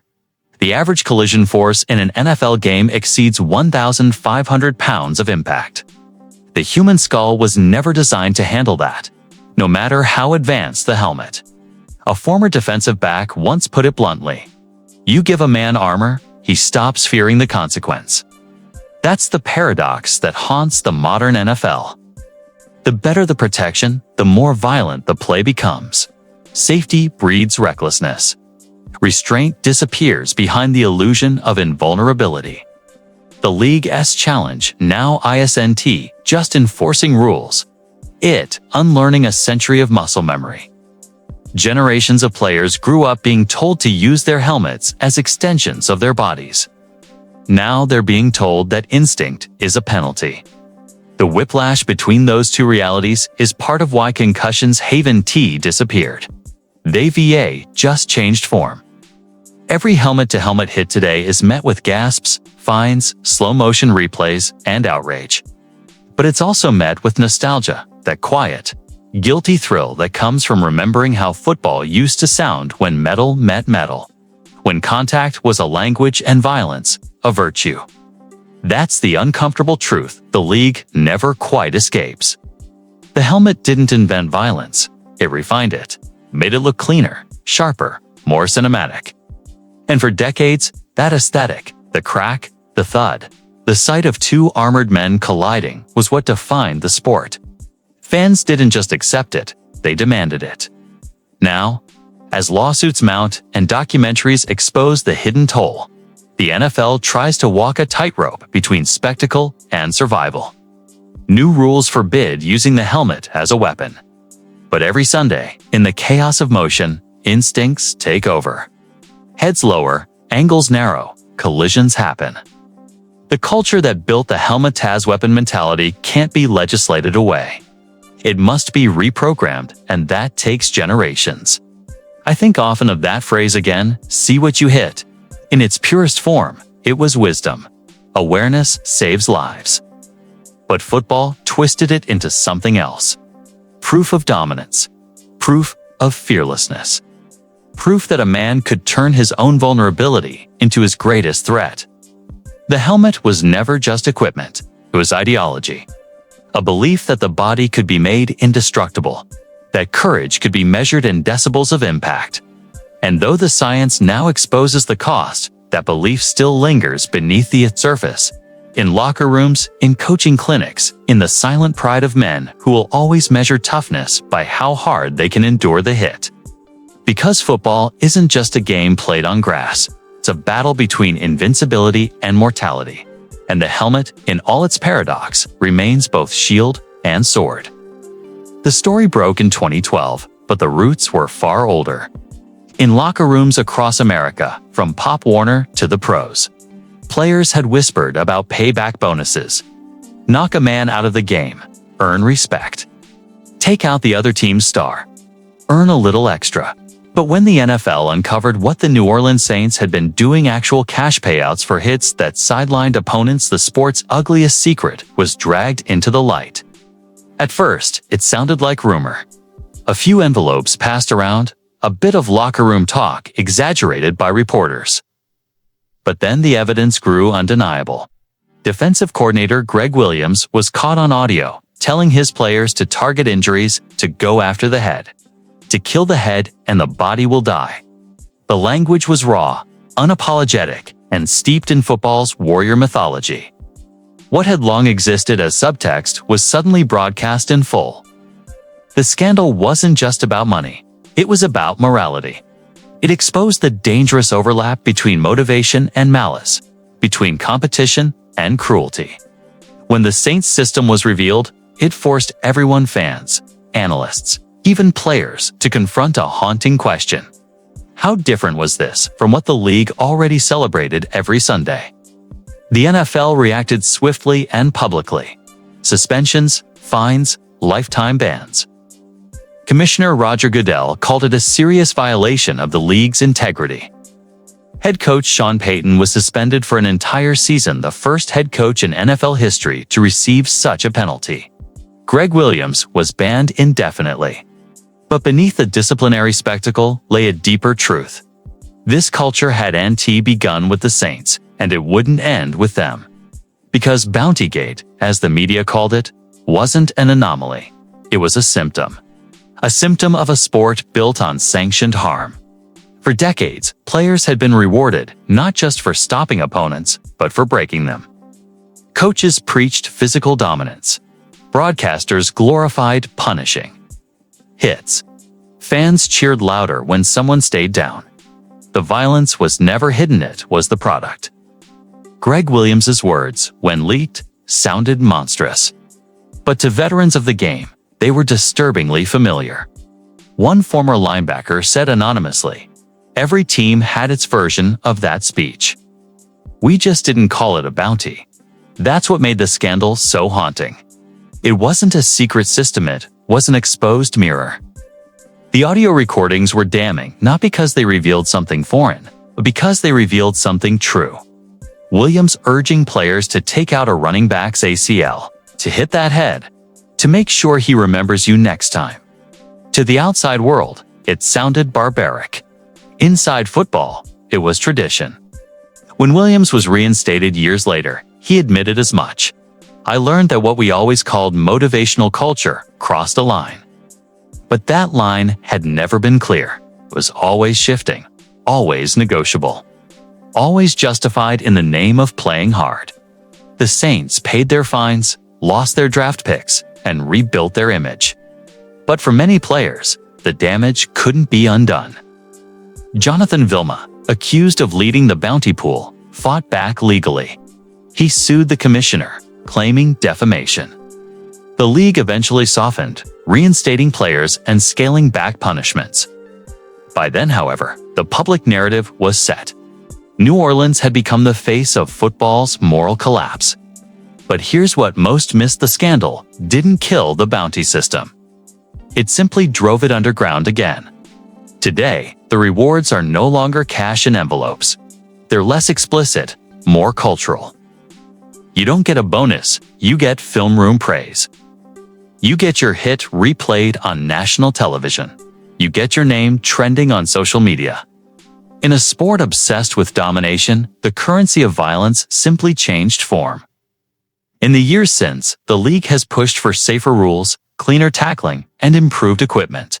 But no rulebook can regulate intention. A coach can't teach aggression and compassion in the same breath. Players are conditioned to finish plays, to hit through the whistle, to punish hesitation. When your livelihood depends on intensity, where does discipline end and destruction begin? Bountygate was supposed to be a wake-up call. Instead, it became a historical footnote, one scandal among many. Its lessons lingered but unlearned. The league continued to promote game-changing hits. Networks still aired top 10 knockouts, and fans still demanded old-school toughness. Because that's the contradiction at football's heart. The sport needs violence to survive, even as it tries to deny it. When former Saints defensive end Bobby McCray reflected on the scandal, he said, "They made us villains for doing what they'd always wanted." His words cut through the PR fog. The truth was uncomfortable. The NFL couldn't condemn violence without condemning itself. In many ways, Bountygate revealed the last socially acceptable frontier of American violence. It showed how the culture around football doesn't just permit destruction it markets, it. The league has turned danger into drama, pain into performance. And while fans recoil at talk of bounties, they still cheer for the same outcomes. A quarterback writhing, a receiver motionless. A game decided by impact. The deeper tragedy lies not in the scandal itself, but in the silence that followed. The players who carried out those orders lived with the consequences long after the news cycle moved on. Some retired early, their bodies failing. Others kept playing, haunted by the knowledge of what they'd done and what it had cost. One former defensive lineman, speaking under anonymity to a journalist, confessed, "You don't forget the hits that ended someone's season. You try to justify them, but you remember their face when they went down." The league tried to move on. The media did too. But for those who'd lived it, there was no clean escape. Because every hit, every bounty, every roar from the crowd carried a simple, unspoken truth. The NFL's machinery of success runs on selective blindness. You can't celebrate aggression without accepting its casualties. And so, even after the punishments faded, the psychology endured. The idea that pain could be weaponized for success. That harm, if legal, was simply part of the job. That clean violence was somehow noble. That's the real legacy of Bountygate. Not a scandalous exposure. It didn't break football, it revealed football. And yet, the story doesn't end with moral outrage or institutional reform. Because in every era, from the steel-helmeted 1930s to the analytics-driven 2020s, the same question remains unanswered. How much harm is acceptable in pursuit of victory? The Saints' bounty system may have been banned, but its spirit's calculus of consequence still lingers. In film rooms, on sidelines, in whispered pre-game speeches. The incentives may have changed form, but the intent has not. The league learned how to hide its appetite for destruction behind legal language and safer optics. Players still get praised for tone-setting hits. Coaches still talk about sending a message. The only difference is now, they do it in code. Because that's the genius and tragedy of the NFL. It evolves, but it never repents. It rebrands violence as passion, danger as devotion. And in that translation, the cost becomes invisible again. The Saints were punished for crossing a line that every team had long walked. The public saw corruption. The players saw hypocrisy. They were condemned not for what they invented, but for what they exposed. And as the camera pans back from that locker room in 2012, the echoes still linger. The roar of the crowd. The silence of a man not getting up. The unspoken thought in every player's mind, was it worth it? The narrator's voice tightened slow, deliberate, coldly reflective. This is football's darkest inheritance. The idea that destruction, if disguised as dedication, will always be forgiven. In the controlled chaos of an NFL field, there exists a strange unspoken art form, the art of the legal hit. It's not just about stopping a man, it's about erasing his forward momentum, his balance, his will, all within the boundaries of what the rulebook permits. And in that narrow space between violence and violation, entire careers are forged. Every defensive player knows the same truth. The greatest hits aren't the ones that draw flags. They're the ones that leave opponents gasping, clean, devastating, technically perfect. The public sees highlight reels. Players see anatomy, geometry, and precision disguised as brutality. In practice, coaches teach what they call form tackling. Head up, wrap through. Drive with your hips. Textbook stuff. Safe, controlled. But in the game with 4.3-second 40-yard dash speed, 250-pound bodies in motion, and fractions of seconds to react, textbook doesn't survive contact. Form becomes instinct. Technique becomes survival. A linebacker once described it this way. They tell you to hit clean, but clean don't win games. Clean gets you blocked. He wasn't wrong. The difference between a tackle that earns applause and one that changes a game or a life is often less than an inch, less than a heartbeat. The shoulder pad slides higher, the helmet tilts forward, and suddenly a perfect hit becomes a concussion, a penalty, or a career ended on the turf. That's the paradox of modern football. Players must master aggression while pretending to control it. They're trained to explode, not hesitate, to strike, not think. But in the same breath, they retold to stay within limits so thin they could fit on the edge of a blade. In meeting rooms across the league, film sessions dissect these moments frame by frame. Coaches pause the screen mid-collision, asking players to explain their strike zone. Was the head up? Did he lower the crown? Was the contact made above the knees, below the shoulders? It's science masquerading as savagery, and it's taught like choreography. Former safety Dante Whitner once said, "You want to hurt them, not injure them. You want them to remember you, not resent you." That distinction, to outsiders, sounds moral. But on the field, it's mathematical. A well-timed hit saps confidence, slows reaction time, forces mistakes. Violence becomes a strategy, measured not in pain, but in pressure. To truly understand this art, you have to see the body not as a vessel, but as a weapon. The forearms, leverage tools. The hips, engines of impact. The legs, pistons of precision. Players train endlessly, not just for strength, but for alignment, learning how to channel all that force through a single, explosive moment of contact. In the slow-motion replay, it looks almost graceful. A cornerback breaking on a slant route, coiling his body like a spring. He arrives as the ball does, shoulder first, helmet tilted slightly away.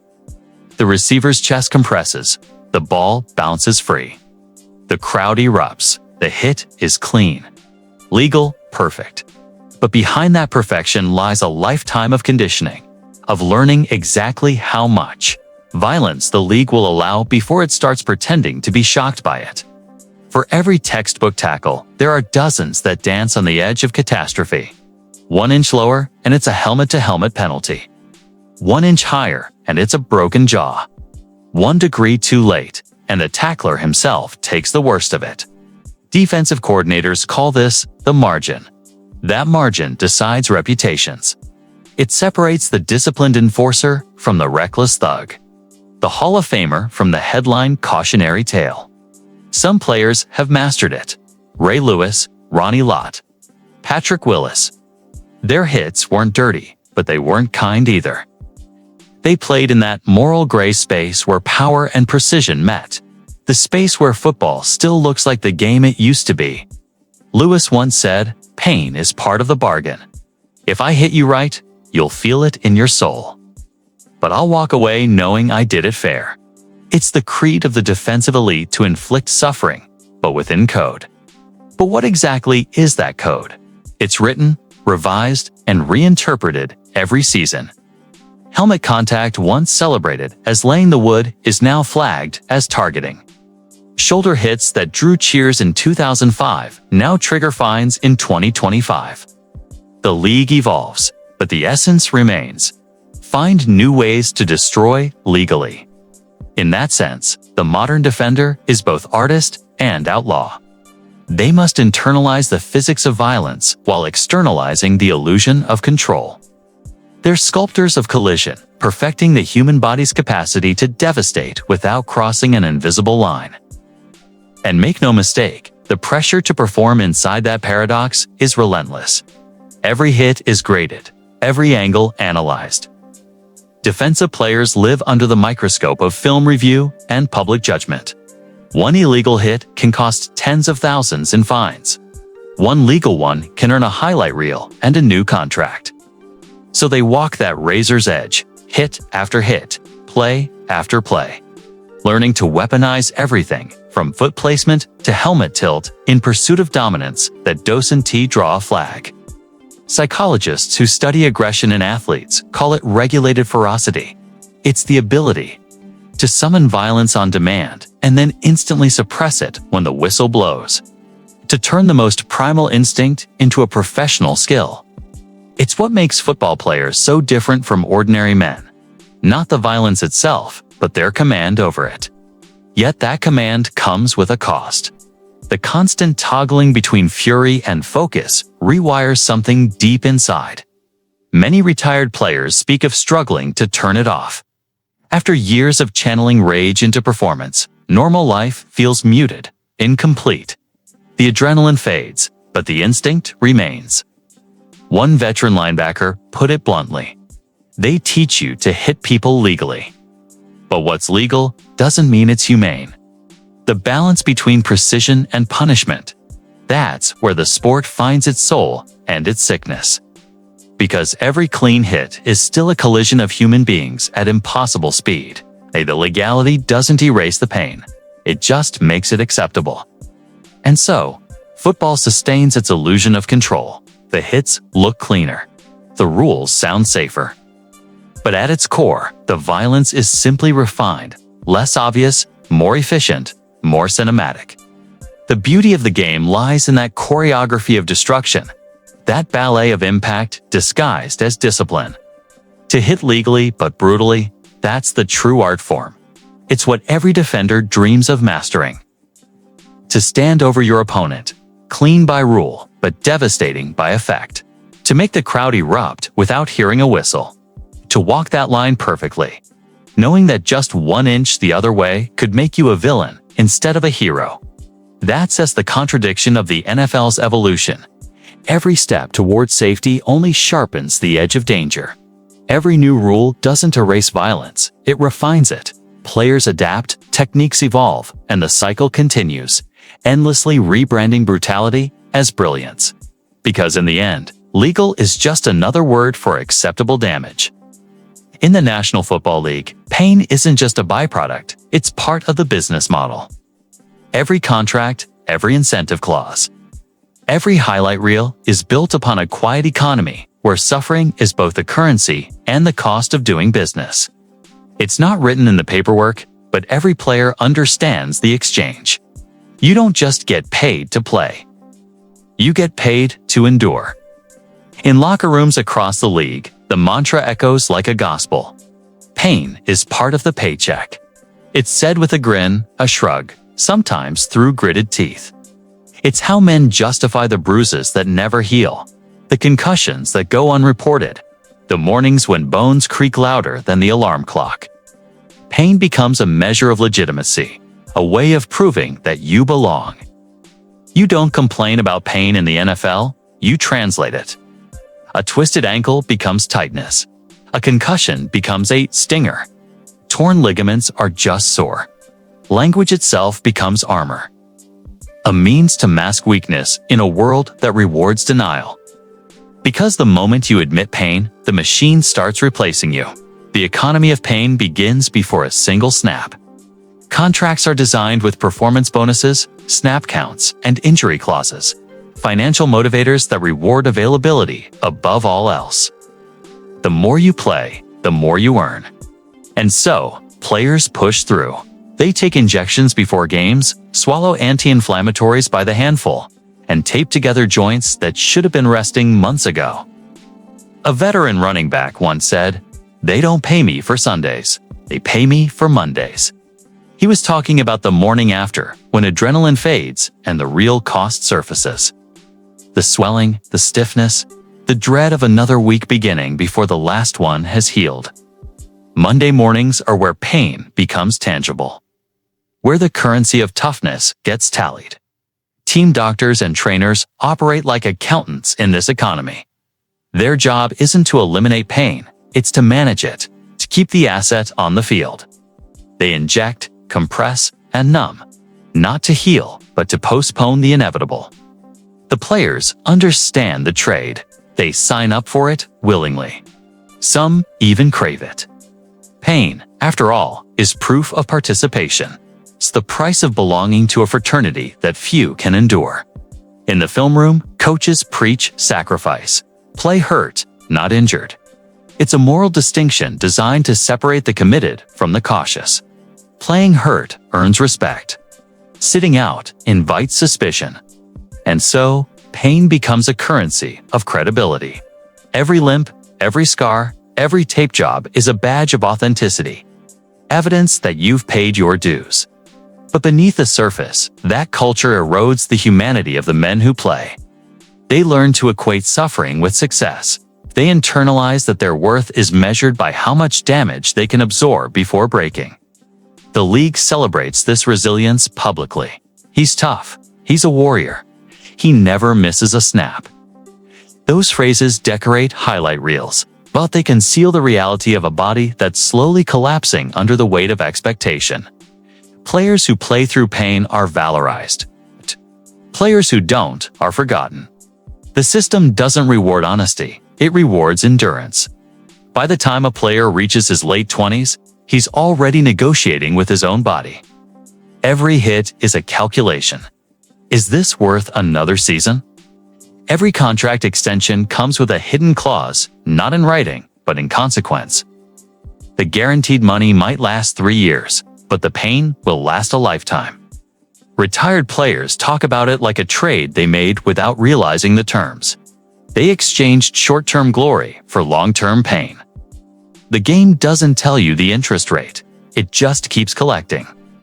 Doctors who have studied retired NFL athletes describe a consistent pattern: chronic joint pain, spinal injuries, cognitive decline, and depression. But when asked, most players say they'd do it all again, because in their world, pain isn't a deterrent. It's a form of validation. It's what makes the game real.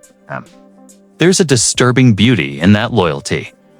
It mirrors soldiers who talk about missing combat, not because they miss violence, but because they miss purpose. For NFL players, pain gives life meaning. It's the rhythm of their existence, the pulse of their identity. Without it, retirement feels hollow, quiet, empty, unanchored. A former lineman once reflected, "You spend your life getting praised for how much you can take. Then one day, nobody's clapping when you're limping through a grocery store." That's the cruelest part of the economy. Once your body stops paying dividends, the market moves on. The normalization of pain is perhaps the league's greatest illusion. It's woven into its language, its marketing, its mythology. Grit, grind, next man up. Words that sound noble, but disguise the slow disintegration of human bodies. Beneath layers of tape and pride. Television cameras rarely linger on the aftermath. The limping walk to the sideline, the slow collapse onto the bench, the quiet moments in the tunnel where a man realizes something inside him isn't working the way it used to.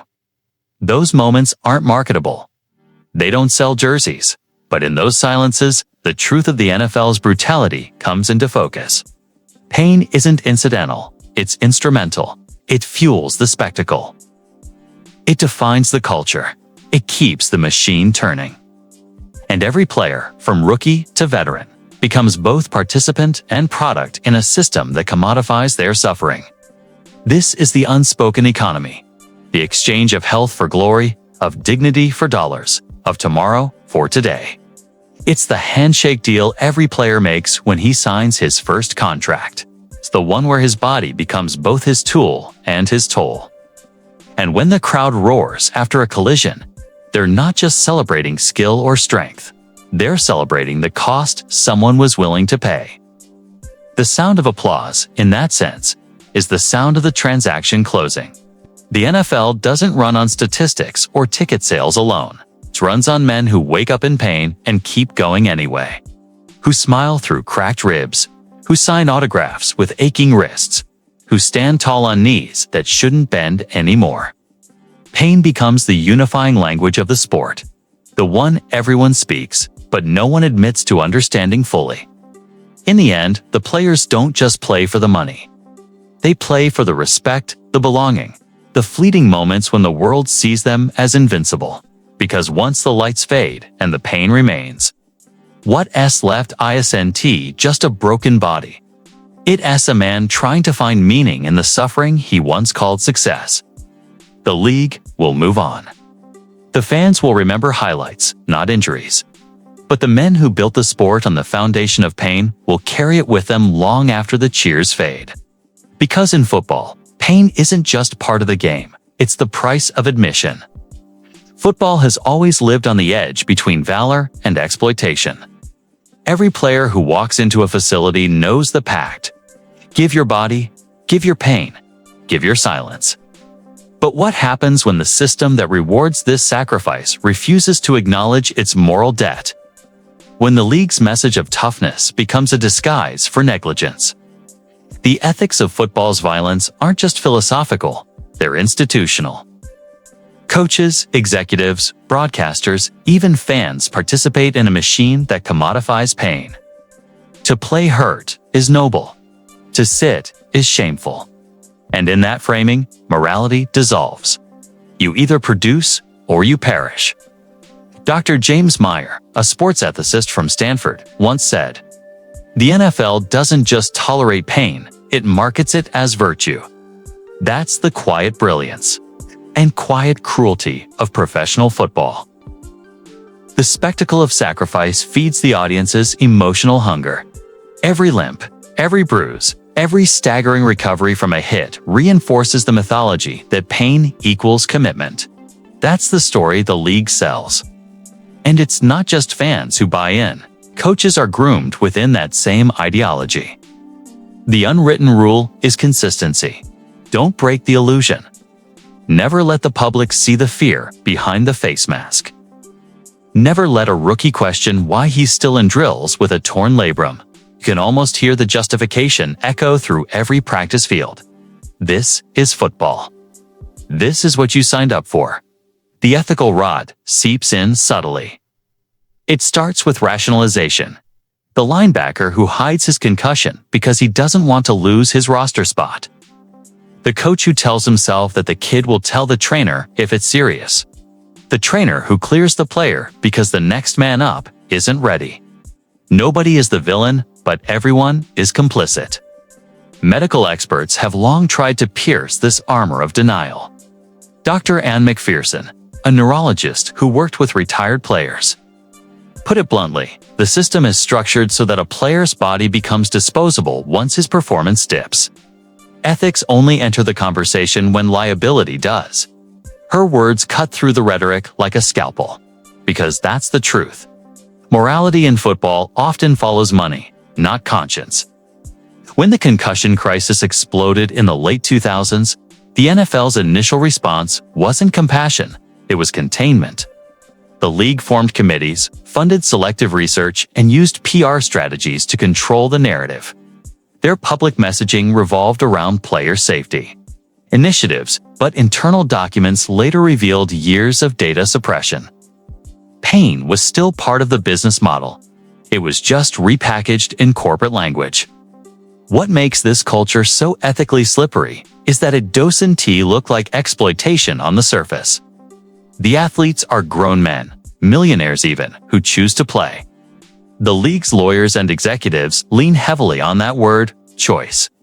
But it's a choice shaped by decades of indoctrination. From Pop Warner to the pros, the message is relentless. If you can play through it, you should. If you don't, someone else will. That mindset becomes moral anesthesia. When a player finally breaks, when the body refuses to cooperate, when the pain becomes too much, he's already been conditioned to feel guilt. That's the cruel irony. The exploited learn to police themselves. The victims become their own enforcers. In locker rooms, this culture thrives under the mask of loyalty. The phrase for the team sanctifies every sacrifice. A player will limp into the huddle because the idea of letting his brothers down hurts worse than his injury. Coaches often encourage it not because they're sadists, but because they're products of the same belief system. Success demands pain. Winning demands casualties. The ethical questions deepen when you consider what happens after the game. Players retire broken, addicted to painkillers, or haunted by cognitive decline. The league sends condolences. Sometimes a settlement check, but rarely accountability. It's the same cycle. Valorize the pain when it's profitable, minimize it when it's not. Even when confronted with mounting evidence, the league found ways to deflect responsibility. It wasn't the system, they said. It was unfortunate risk. It wasn't policy failure, it was personal choice. The rhetoric turns morality into abstraction, and abstraction is the enemy of empathy. Philosopher Martha Nussbaum once wrote that a society reveals its values not by how it rewards success, but how it rationalizes suffering. By that measure, football is a mirror, a reflection of a culture that adores courage but ignores consequence. The league is merely the stage. The audience, too, is part of the story. Every cheer for a hit that rattles the stadium reinforces the very structure that exploits the performer. Ethics, in this context, isn't about abolishing the game. It's about redefining its moral boundaries. Can a sport built on collision ever be truly ethical? Can a league balance entertainment with empathy without dismantling its identity? Those are questions that linger, uncomfortable and unanswered. For all its flaws, football still offers transcendence, teamwork, discipline, resilience. But those virtues lose their luster when they come at the expense of human well-being. If the system demands suffering as proof of commitment, then it's not celebrating courage, it's consuming it. The narrator pauses, reflective, heavy with decades of memory and contradiction. The league sells toughness, he says. But the truth is, toughness has always been the currency of control. The harder you hit, the more they cheer. The more you endure, the more they pay. Until one day, you can't. And that's when you realize it was never about you. It was about the product. Silence fills the air, like the moment after a whistle blows and before the next snap. The NFL's rulebook is a living document, rewritten, reinterpreted, and repackaged every season to suggest progress. But beneath the language of reform lies something more ambiguous: the illusion of control. Each year, the league rolls out new safety initiatives with glossy press releases and bullet-pointed infographics. Targeting rules, helmet restrictions, roughing the passer protections. The optics are powerful. The league wants fans to believe that violence is being managed, contained, civilized. But the truth? The game has never been truly safe. It's only been rebranded. Football's violence didn't disappear, it adapted. The collisions got faster, the athletes stronger, and the injuries more complex. And so the rulebook evolved, not to eliminate risk, but to distribute it in ways that preserve the product. You can't ban violence in a sport built on collision. So instead, you regulate how it looks. You polish the edges of brutality until it seems palatable again. Take the helmet contact rule, a policy designed to eliminate launching and crown-to-crown hits. It was supposed to mark a new era of player safety. But on the field, it became a paradox.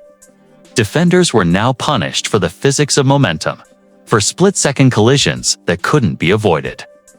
A linebacker lowering his pad level to make a clean tackle might still draw a flag if the receiver ducks at the last instant. The letter of the law says it's protection. The reality says it's chaos. And while defenders get fined for incidental contact, offensive players are quietly rewarded for drawing those fouls. Quarterbacks learn to fall a certain way. Receivers learn to turn into hits. It's a strange economy. Violence as strategy. Safety as illusion. The league markets compassion while monetizing the collisions it claims to condemn. The contradictions run deep. Every preseason, the NFL circulates videos teaching officials what constitutes a legal hit. Analysts praise the league's commitment to safety. But come Sunday, the broadcast packages still glorify impact. A helmet-to-helmet replay draws gasps, slow-motion graphics, and sponsored sound effects. The league finds the player on Tuesday, but the network sells the moment on Monday. That's not reform. That's rebranding. Fines have become the league's moral currency, a way to appear ethical without confronting the system. Structural violence. When a defender is docked $25,000 for a late hit. The message isn't, "We've solved it." The message is, "We've priced it." Discipline becomes a transaction. Pain becomes taxable. The illusion of safety survives because it's easier to penalize individuals than to challenge the culture that made them. Consider the language used in those announcements. The NFL remains committed to protecting players from unnecessary contact. But who defines unnecessary? The same executives who schedule Thursday night games on 3 days rest. The same committees that lobby against lifetime healthcare for retirees. The moral contradiction is staggering. A league that claims to care about player welfare, yet perpetuates a system where broken bodies are just statistical noise in a billion-dollar equation. The most insidious part is how convincing the illusion has become. Players buy into it. Fans buy into it. Even reporters repeat the phrasing "player safety initiative." Player protection protocols, as if the mere act of labeling violence makes it ethical. The rulebook doesn't protect players. It protects the league's conscience. It gives the public permission to keep watching without guilt. The narrator reflects, almost weary, every time the league changes a rule. It's not just rewriting the game, it's rewriting the narrative. They don't want to stop the hits. They just want to script them. Behind closed doors, defensive coordinators admit what everyone already knows. The system still rewards destruction. You can't win without dominating physically. You can't intimidate without making contact. So players find new ways to push the boundary. The kill shot becomes a shoulder instead of a helmet. The crackback becomes a screen assist. The language shifts, but the purpose doesn't. Violence is simply rebranded under the pretense of control. It's a performance, a moral theater staged in flags, fines, and corporate statements. The audience sees reform. The players feel the same pain. Even the officiating reflects the inconsistency. One week, a textbook tackle draws a roughing call. The next, a near-identical hit goes unpunished. It's not that the refs are corrupt. It's that the rules themselves are built on contradictions. They ask human officials to quantify chaos. 2. separate intent from instinct in a game played at 20 miles per hour. And yet, the spectacle endures. Fans still cheer the blindside sack, the mid-air collision, the clean hit that sends a receiver spinning. The moral calculus is buried under the roar of the crowd. The rulebook says progress. The field says otherwise. Ethically, this illusion serves a purpose. It allows the league to maintain its image as modern, self-aware, and socially responsible while preserving the essence of what sells: controlled violence. Every safety rule is a moral compromise wrapped in legal jargon. Every reform is a reminder that the system's goal isn't transformation, it's preservation. Dr. Stephen Boyd, a sociologist who studies contact sports, summarized it perfectly. The NFL doesn't want to end danger. It wants to manage its optics. Safety isn't a philosophy. It's a brand. And that's the quiet tragedy of football's rulebook revolution. The players who shoulder the burden of these shifting standards are still human, still vulnerable. The illusion might comfort the public, but it does little to shield the man lying motionless on the turf after a legal collision. When the cameras cut away and the crowd goes silent, the illusion collapses. The rulebook can't legislate human cost, it can only hide it. The narrator closes with a line heavy with irony. We keep rewriting the rules to make the game look civilized. But the truth is, we're not protecting the players. We're protecting our ability to keep watching. Every Sunday, millions gather in living rooms, in bars, in billion-dollar cathedrals of light to witness modern warfare. The jerseys are armor.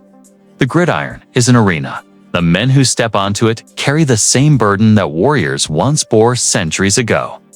The expectation to fight, bleed, and survive for the glory of those watching. The comparison to ancient gladiators isn't poetic exaggeration, it's structural truth. In ancient Rome, citizens filled the Colosseum to cheer as men fought for honor, spectacle, and survival. Today, the crowd wears team colors instead of togas, but the ritual remains the same. The NFL, like the Roman games, feeds a collective hunger not just for competition, but for controlled chaos. We crave impact. We crave the violence we can justify. These players, these modern gladiators, understand their role. They walk the line between reverence and expendability for every million-dollar contract and endorsement deal. There's the unspoken price of pain, concussions, torn ligaments, and silent trauma. Yet society celebrates their suffering as valor. The greater the collision, the louder the applause. The crowd doesn't want to see death, they want to feel danger. They want to flirt with it from a distance, to consume violence as entertainment without facing its cost. The narrator reflects, "We've built a culture that cheers for pain, then prays for the man lying still." From the stands, violence is sanitized, filtered through camera angles, slow motion, and commentary that turns destruction into art, analysts say. "He laid the wood on that one," or "That's a clean hit," textbook form. The language softens reality. But up close, in the quiet of the locker room, there's no poetry. There's only bruised cartilage and stiff necks. There's the smell of blood and grass and winter air that never leaves your lungs. The psychology runs deeper than fandom. It's tribal. Each collision reaffirms loyalty, identity, belonging. Fans chant for their guys as if each hit defends a homeland. The game becomes symbolic warfare, a modern form of sacrifice performed for collective catharsis. And like the gladiators before them, players live under the illusion of glory. They tell themselves it's worth it. That every ache, every dizzy spell, every scar is the price of immortality. But behind the highlight reels and sponsorships lies a quieter truth. Glory fades faster than pain heals. Many retired players speak about that paradox, how the cheers don't echo long enough. When the stadium empties, they're left with broken joints, fading memories, and a culture that's already moved on.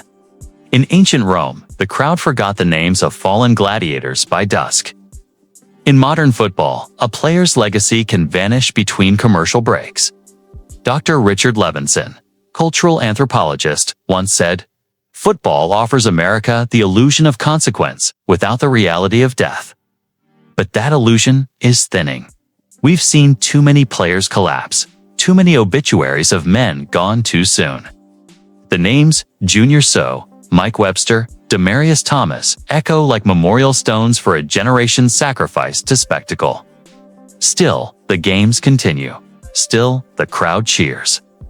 Because we're not just watching sport, we're watching reflection. The NFL mirrors us, our competitiveness, our appetite for dominance, our ability to rationalize harm when it's dressed in ritual. The game doesn't merely entertain us, it exposes us. Consider the imagery. 22 men colliding under floodlights, fighting for inches. The precision of movement, the explosion of force, the agony hidden behind face masks. It's primal theater. They fight for franchises. Their survival depends on contracts, ratings, and brand loyalty. Their value is measured in metrics: yards gained, tackles made, views generated. The scoreboard is their judgment, and the crowd is their jury. The cultural double standard is haunting. We praise toughness, yet recoil at its consequences. We celebrate men who play through pain, then mourn when that pain takes their lives. The same commentators who glorify reckless bravery will later question how the league let things go too far. It's a cycle of admiration and amnesia. The ethics of violence traded for the convenience of entertainment. Even the players internalize it. They talk about battle, warriors, brothers in arms. The metaphors aren't accidental. They're conditioning. From Pop Warner to the pros, young men are taught that pain is proof of purpose. That injury is weakness leaving the body. That violence, when performed within the rules, is virtue. And yet, deep down, they know every hit carries a cost. Every highlight clip is a risk replayed. Every roar from the crowd is an echo of the Coliseum. The narrator continues. They call it America's game. But maybe it's America's mirror, reflecting the parts of ourselves we pretend not to recognize. Public appetite for violence has always been cyclical. When it's distant, when it's framed as art or sport, it feels righteous. But when the suffering becomes too visible, the crowd grows uneasy. We saw it when Damar Hamlin collapsed on live television in 2023. For a moment, the illusion cracked. Millions of viewers who'd celebrated hits all season suddenly confronted what those hits really meant. That night, silence replaced applause. That night, football looked less like a game and more like a reckoning. The incident reignited conversations about compassion, safety, and mortality. But as always, time smoothed the discomfort. By the next season, the hits returned, the crowds roared, and the machine continued. Because deep down, society doesn't want to end the violence, it wants to forget its consequences. Football thrives on that tension. The sacred contradiction between admiration and exploitation. Players are venerated as heroes, yet treated as disposable. They are told to leave it all on the field, but no one stays to pick up what's left behind. Even within the locker rooms, players joke about their mortality with grim humor. You can't make the club in the tub, they say. Meaning if you're injured, you're replaceable. It's a mantra that reinforces survival through denial. Pain becomes a badge of belonging. This culture of glorified endurance isn't just a football issue. It's a societal reflection. We celebrate resilience without empathy, dominance without introspection. We consume violence in cinematic doses on fields, on screens, in stories, because it gives structure to our chaos. And that's the quiet brilliance of football's mythology. It transforms human suffering into beauty, chaos into choreography, mortality into entertainment. The men who play it become icons, symbols of grit and sacrifice. They are revered, but rarely understood. The narrator ends, voice calm but heavy. In the end, the game is not about who wins or loses. It's about what we demand of those who play. Every hit we cheer is a choice. Every tackle, a mirror. Every Sunday, we decide what kind of civilization we really are.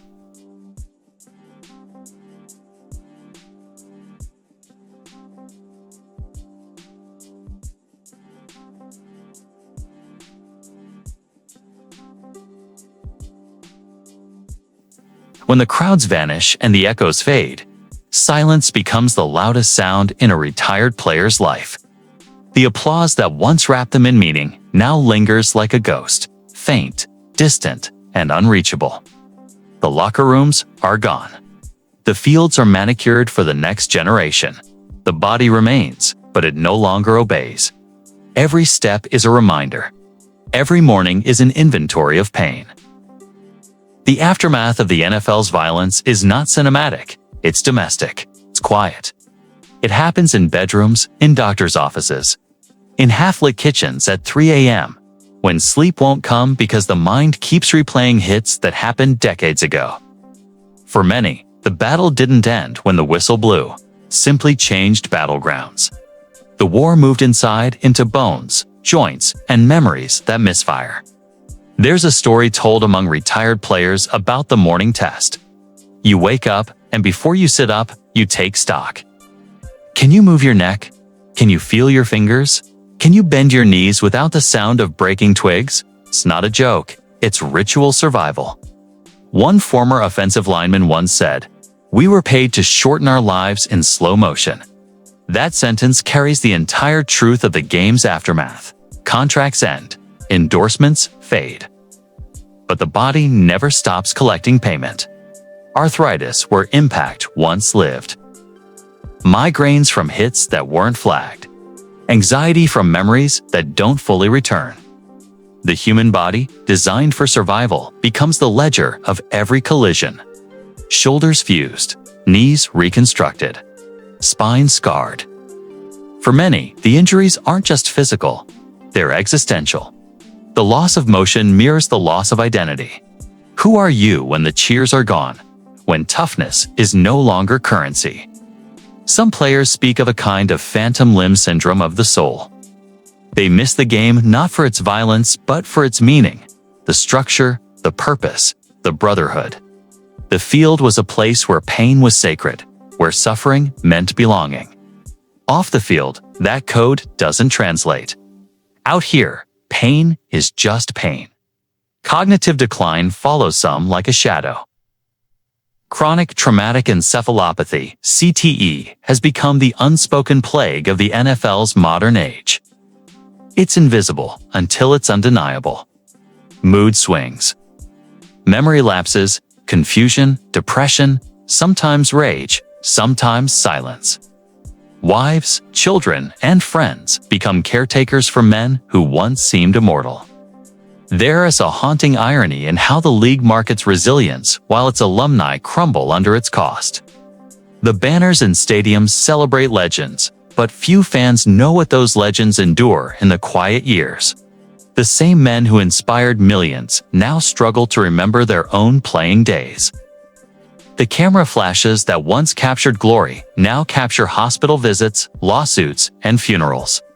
Mike Webster's story remains one of the earliest warnings. The Hall of Fame center for the Pittsburgh Steelers, once called Iron Mike, died homeless and broken at 50. His brain became the first officially diagnosed case of CTE in an NFL player. His autopsy didn't just reveal damage, it revealed denial. It forced the world to see what football had hidden in plain sight. Junior Seau's death in 2012 drew that silence into daylight. One of the most beloved linebackers in NFL history. Seau's suicide forced the league to confront the unbearable contradiction between public triumph and private torment. His family donated his brain for research. The results were devastatingly familiar. Advanced CTE. These stories are not anomalies. They're echoes. For every famous name, there are hundreds more living in anonymity. Men in their 40s and 50s with medical debt, failed marriages, and neurological decline. Some can't drive anymore. Some forget their children's names. Some simply vanish from public life because the world no longer recognizes them. A former defensive back once said, "The game gave me everything. It also took everything." That balance sheet defines the aftermath. The cost of applause is not measured in dollars. It's measured in years, in memory, in the capacity to feel joy without pain attached to it. The league has attempted reform, new helmets, stricter concussion protocols, player safety initiatives. Yet the foundation remains unchanged. The same collisions that fuel billion-dollar broadcasts are the ones that steal lives in slow increments. Rules evolve. Physics doesn't. Human tissue still tears the same way. Nerves still shatter. Impact still reverberates. The violence is only rebranded, never removed. And yet, even with all they endure, many players say they'd do it again. That admission reveals the deepest truth of all. Football is not just a sport. It's an identity. It offers belonging in exchange for health, purpose in exchange for longevity. The game doesn't just take years, it replaces them with meaning. For the public, the aftermath feels distant. The broadcast ends, the season moves on. But for the men who played, time doesn't heal, it accumulates. Each year after retirement brings a new reckoning, with pain, with mortality. The human body was never meant to absorb this much force. The human mind was never built to process this much trauma. The narrator reflects. In every league archive, there are records of yards and touchdowns. But there are no ledgers for what the game takes back. There's a moment all former players describe. The first Sunday they re-knot on a roster. They turn on the television and hear the same roar that once defined them. The camera pans to players wearing their old numbers. The world hasn't paused, it's moved on. That's when the realization hits that they were part of something larger, but not something lasting. The machine continues without them. Some find peace through mentorship, advocacy, or faith. Others turn to painkillers, alcohol, or isolation. The difference often depends not on willpower, but on luck, who had support when the lights went out. The NFL has set up assistance programs, retirement funds, and medical coverage initiatives. But for many, the help arrives too late or too small. The lawsuits over head injuries and disability claims tell a story of bureaucracy battling humanity. It's not about generosity. It's about liability. The very league that glorifies its heroes often hesitates to acknowledge their suffering. But the players themselves remain caught in contradiction. They love the game that broke them. They defend it, even as it destroys them. Because to reject football is to reject who they once were. And identity, like muscle memory, doesn't fade easily. The aftermath, then, is not a single moment. It's a continuum. The violence never truly ends. It simply changes form. It moves from stadiums to hospitals, from film rooms to family living rooms. It's the slow, unseen echo of every legal hit, every gray area move, every cheer that disguised destruction. The narrator concludes with quiet reflection. They gave their bodies to the game, and the game gave them immortality. But immortality in football is borrowed time. Every hero of Sunday eventually meets the silence of Monday, when the crowd is gone and only pain remains to remember them. When the final whistle blows, the stadium doesn't really go quiet. Exhales, the cheers collapse into murmurs. The lights dim and the air grows heavy with the sound of bodies leaving behind what they've given. On the field, divots mark where men collided, and somewhere in that churned earth lies the invisible residue of sacrifice. Football, at its core, has always been a conversation between grace and destruction, between what it takes to win and what it costs to be remembered. Across all these stories, we've seen a cycle both beautiful and cruel. Young men chasing purpose in a sport that worships collision. Coaches sculpting discipline out of chaos. Fans who crave violence, then wince when the price is revealed. The game is poetry written in bruise-a-seat's verses told through speed, rhythm, and impact. And yet, beneath its cinematic splendor, there is always the tremor of mortality. Every perfect tackle, every diving catch, every hit that shakes the crowd awake is another reminder that beauty in football is often born from pain. We talk about safety like it's an achievable goal, something that rulebooks and helmets can deliver. But safety in football is an illusion. The sport was designed on the architecture of risk. It thrives in the narrow space between control and catastrophe.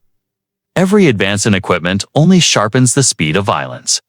Every new regulation only refines its choreography. The NFL has long understood this paradox. Fans want reassurance that players are protected, but not so much that it dulls the spectacle. And so, we live in this curated contradiction where reform becomes a brand and safety becomes theater. Players know this better than anyone. They train their entire lives to strike legally but violently, to master aggression without crossing the line. And yet, that line moves season after season, concussion after concussion. What was once considered toughness is now reckless. What is considered safe today may be condemned tomorrow. The game evolves, but the human body doesn't. Bones still break. Neurons still die. The applause still drowns out the warning signs. The truth is, football's soul was never gentle. It was born from the same American myth that celebrates conquest, the idea that greatness must be earned through suffering. In the early leagues, players were paid in pride more than money. Pain was proof of belonging. To this day, that ethos lingers in locker rooms and commentary booths alike. If you're not hurt, you're not trying hard enough. That's not just culture, it's currency. Pain buys respect. Pain buys contracts. Pain buys the right to be called a warrior. But as we've seen, currency devalues over time. The bodies pile up. The memories fade. The league moves on. And the heroes we once cheered for are left behind to negotiate with ghosts their own fractured pasts, their faltering minds, their broken spines. The aftermath of a football life is quieter than the game ever was. It's a man trying to remember the name of a teammate whose face he can recall. It's another man explaining to his children why he sometimes forgets who they are. Still, despite all we know, the game endures. Because it's not just about the violence, it's about what hides beneath it. Brotherhood, discipline, transcendence. There's something almost sacred in the way a team moves as one, in the precision of a play executed flawlessly under chaos. It's art drawn in motion and erased by impact. And for those who've played it, nothing else in life quite measures up. The field becomes a kind of cathedral-lights hymns sung through helmets, its prayers whispered in huddles. For some, that feeling of belonging, of purpose, is worth any cost. So, where does that leave us? Caught between admiration and guilt. We watch knowing the consequences, yet we still crave the spectacle. We demand reform, yet recoil when it changes the game we love. Football reflects the contradictions of the society that built it. A nation obsessed with dominance, spectacle, and the mythology of resilience. We glorify toughness, even when it destroys those who embody it. Maybe that's the truth this story has been circling all along, not that football needs to change, but that we do. Until we learn to separate courage from self-destruction, we will keep mistaking harm for heroism. Until we can cheer for precision over punishment, we'll continue to fund an empire built on broken bodies. Yet, even knowing this, the love for the game remains. Because every once in a while, amid the roar and the risk, something pure happens. A catch that defies gravity. A run that splits history in two. A moment where time freezes and the human spirit's unbreakable. Unreasoning reminds us why we ever fell in love with this dangerous thing in the first place. Football, for all its flaws, reveals something essential about who we are. Our hunger to test limits. Our reverence for endurance, our fascination with the thin line between triumph and ruin. It is not merely a sport, it's a mirror. And the reflection is both magnificent and terrifying. In the end, Maybe safety will never coexist with the game's soul.